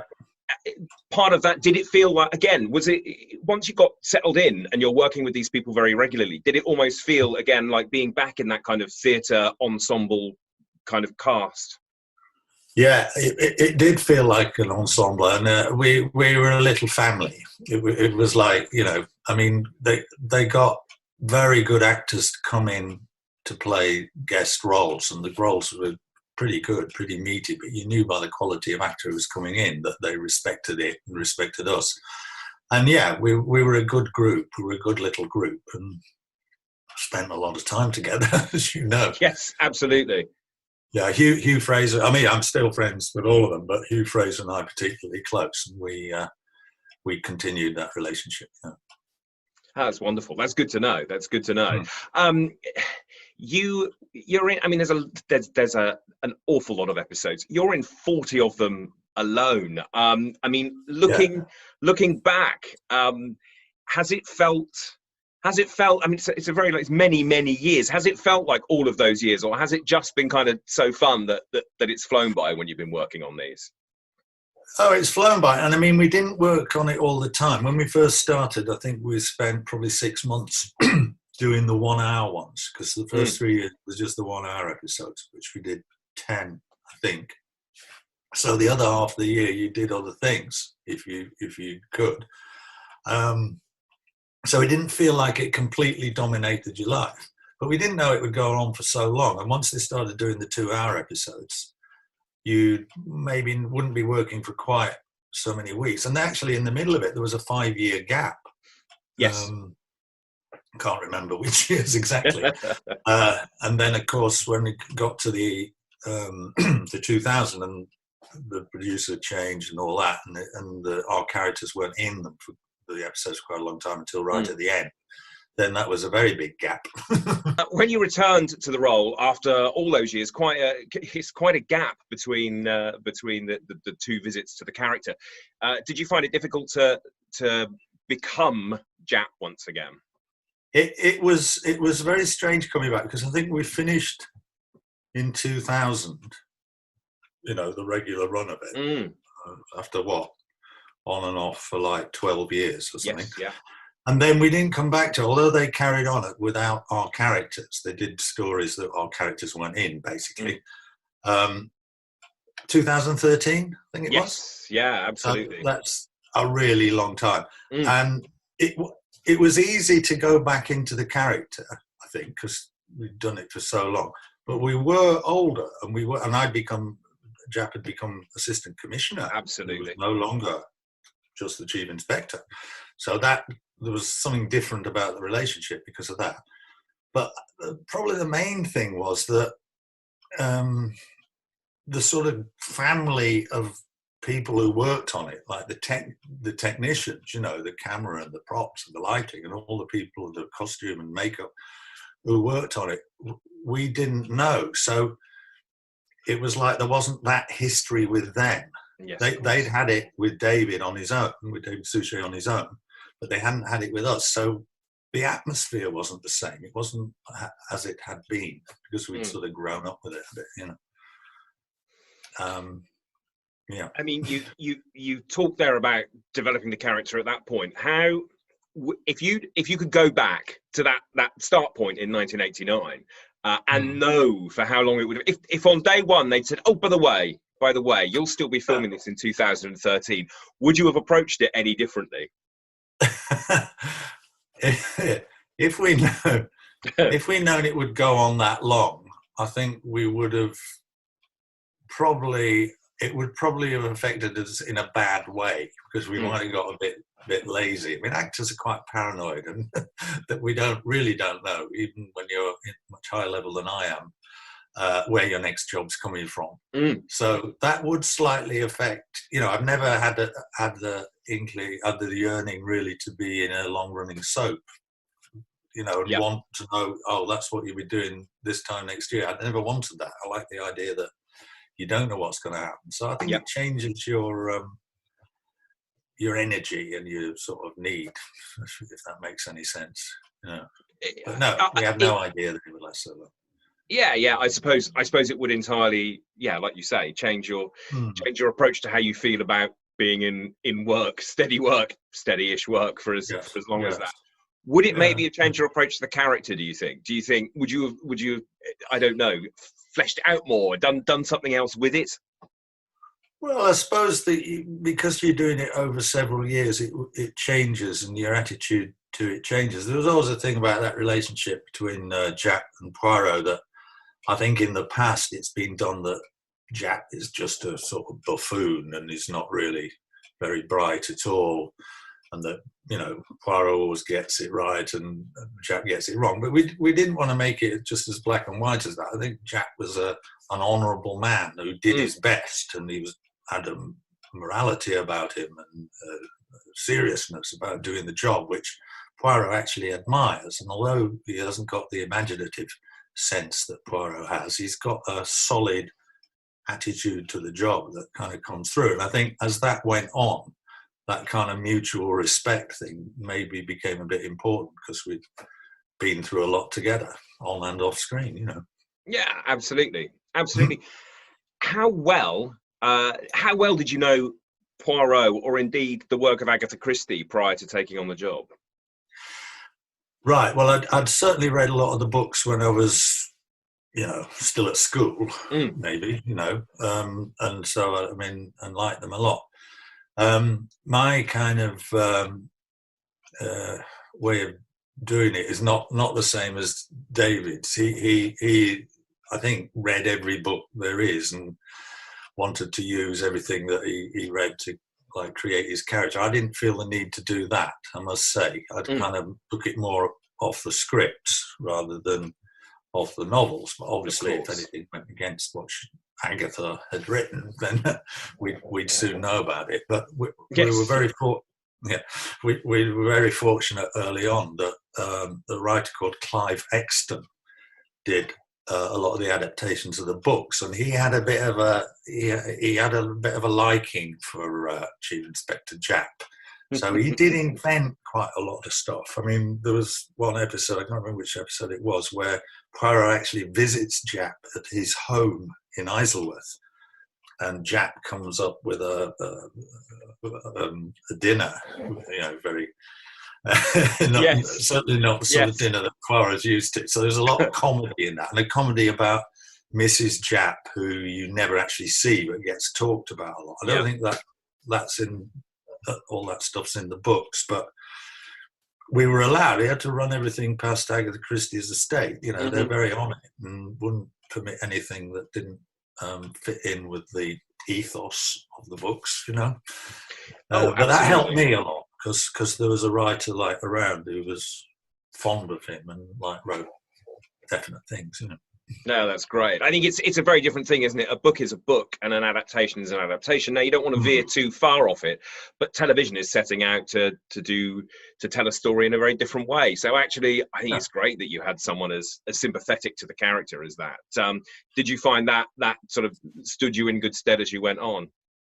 Yeah, I think so, because you knew that the people writing scripts are actually appreciative of what you're doing, and you've got you're on the same, singing from the same hymn sheet. But I mean, wasn't trying to go against what she wrote in the novel. So, and I think what we did was very much in the spirit of it, and I think that's why it's been so popular. There have been certain adaptations recently of some of her stuff that's probably veered a long way away from traditionally what people want from an Agatha Christie thing, and I don't think that that's been terribly successful.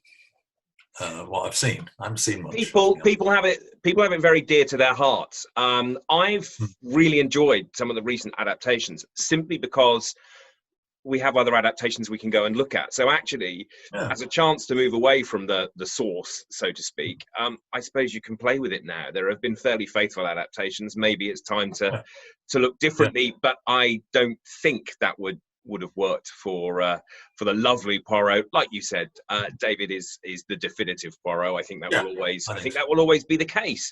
That said, had you seen anyone else in the role on screen, Peter Ustinov, for example? I'd seen Ustinov, yeah, and I don't know whether you know this, but David Suchet played Japp in a film of 13 at Dinner, it was called. I think it's based on Lord Edgware Dies. And he played Chief Inspector Japp. And if you ask him about it, he'll say that he's not very proud of it because he thinks it was updated to the 1970s, of course, which takes away a lot of the mystery of the 1930s and all that. Yeah. But he played Japp. I have seen it a long time ago, and he had a sort of footballer's sheepskin coat on. And if there was any food anywhere in a room that he went into, he immediately started eating. Well, that's not in the books, definitely. So he, I don't know. I think he thinks that I was a bit more like Japp naturally than he was. Absolutely right, and I think he probably is right. He's probably more suited to the Poirot role than the Japp role. I would, from my personal point of view. Listen, he's a lot more like Poirot in real life than I would ever be. But on the other hand, I'm probably more like Japp than he would ever be. There we go. You see, this is the joy of acting. Now, listen, before we go, I do have one question. It's a very simple question for me to ask. I don't know how simple it is for you to answer. Do you have a favourite story within all of those 40 episodes in which you appeared? Do you have a favourite? Is there one that stands out for you? You mean with a favourite episode? Well, favourite story that you took part in, one of those. I should have a nice list of anecdotes from on the set, shouldn't I, at this point? And my mind's gone absolutely blank. I mean, certainly the episode I like the most, the adaptation I like the most is ABC Murders, which I see recently got voted by the public, I think, on ITV3 to be their favourite episode, and they showed it. Indeed, it did. I didn't know that was coming, but I think that one just works on all levels, the kind of pace of the story and the characters and the period and all that sort of stuff.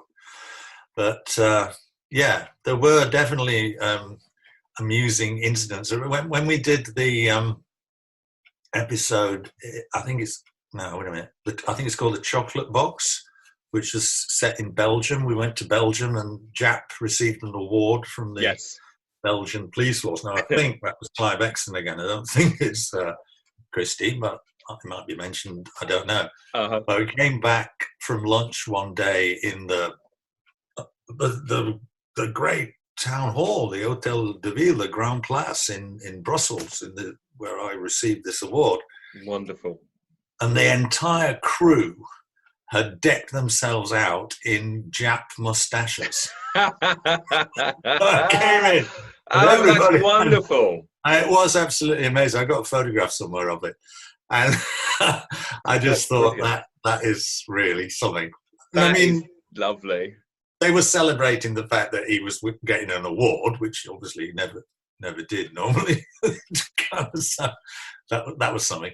That's nice. That's really good. I have to say they didn't try to get themselves all into a Poirot style moustache. That would have been a bit more of a challenge. That would have taken considerably more time, I strongly suspect. And a lot more moustache wax. I mean, it really would. Exactly. So overall, it sounds like it was an incredibly positive job, a really good thing to be involved in. Would you change anything about your time on Poirot at all?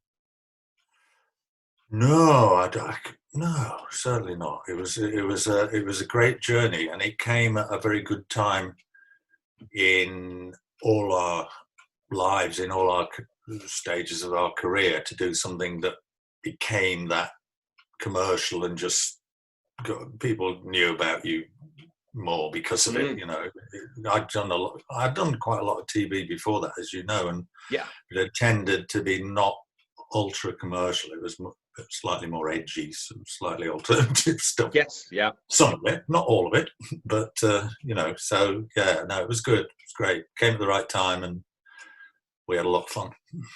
It absolutely sounds like it, and from what we've seen on screen, myself and I would imagine almost all of the viewers wouldn't change a thing about it. So I would like to say, Philip Jackson, a huge thank you for all the episodes and all the lovely times you've given us watching, and also a massive thank you for joining me today. It's really kind of you. Nice. It's been an absolute pleasure. Lovely stuff. Thank you. Take care, and we'll catch up soon. Cheers. All right. Bye for now. Bye-bye.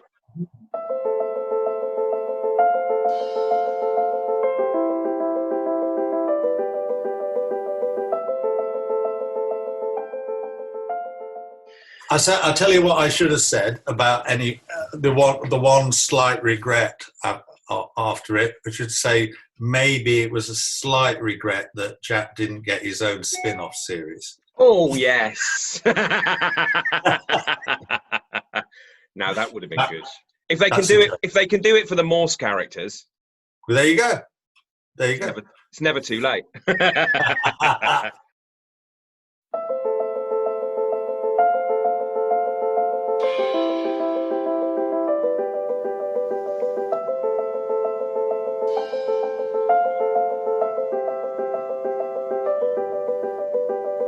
Well, there we go. That was the wonderful Philip Jackson. I'd like to thank Philip. He was the most wonderful interviewee. We had quite a chat. Again, I could have chatted to him all afternoon. So it was wonderful that he gave his time to us. Now, there's a couple of things coming up this week that some of you, if not all of you, may be interested in. On Wednesday, we have a new little series starting at 8 o'clock. That is the Unsung Heroes of Doctor Who. That's well worth watching. There will also be next Saturday, also Doctor Who related. That is the return of Time Space Visualizer, our online event. Well worth watching. I want to thank you all for joining me this afternoon. I certainly want to thank my interviewees. They have been wonderful. And also my intrepid team of interviewers. You've done a great job. So thank you ever so much. Obviously, I'd also like to thank the wonderful Agatha Christie. So if you have anything alcoholic or maybe just a cup of tea, raise it now as I give a toast to Agatha. Now, there are more videos to watch, so remember to hit like and subscribe on the Phantom Films YouTube channel. Let us know what you think. I'd love to hear from you. This has been Murder in the Afternoon. I have been Andy Footer. Please stay safe, keep well, and remember, it was probably the shifty-looking guy in episode 1 that did it. Good night.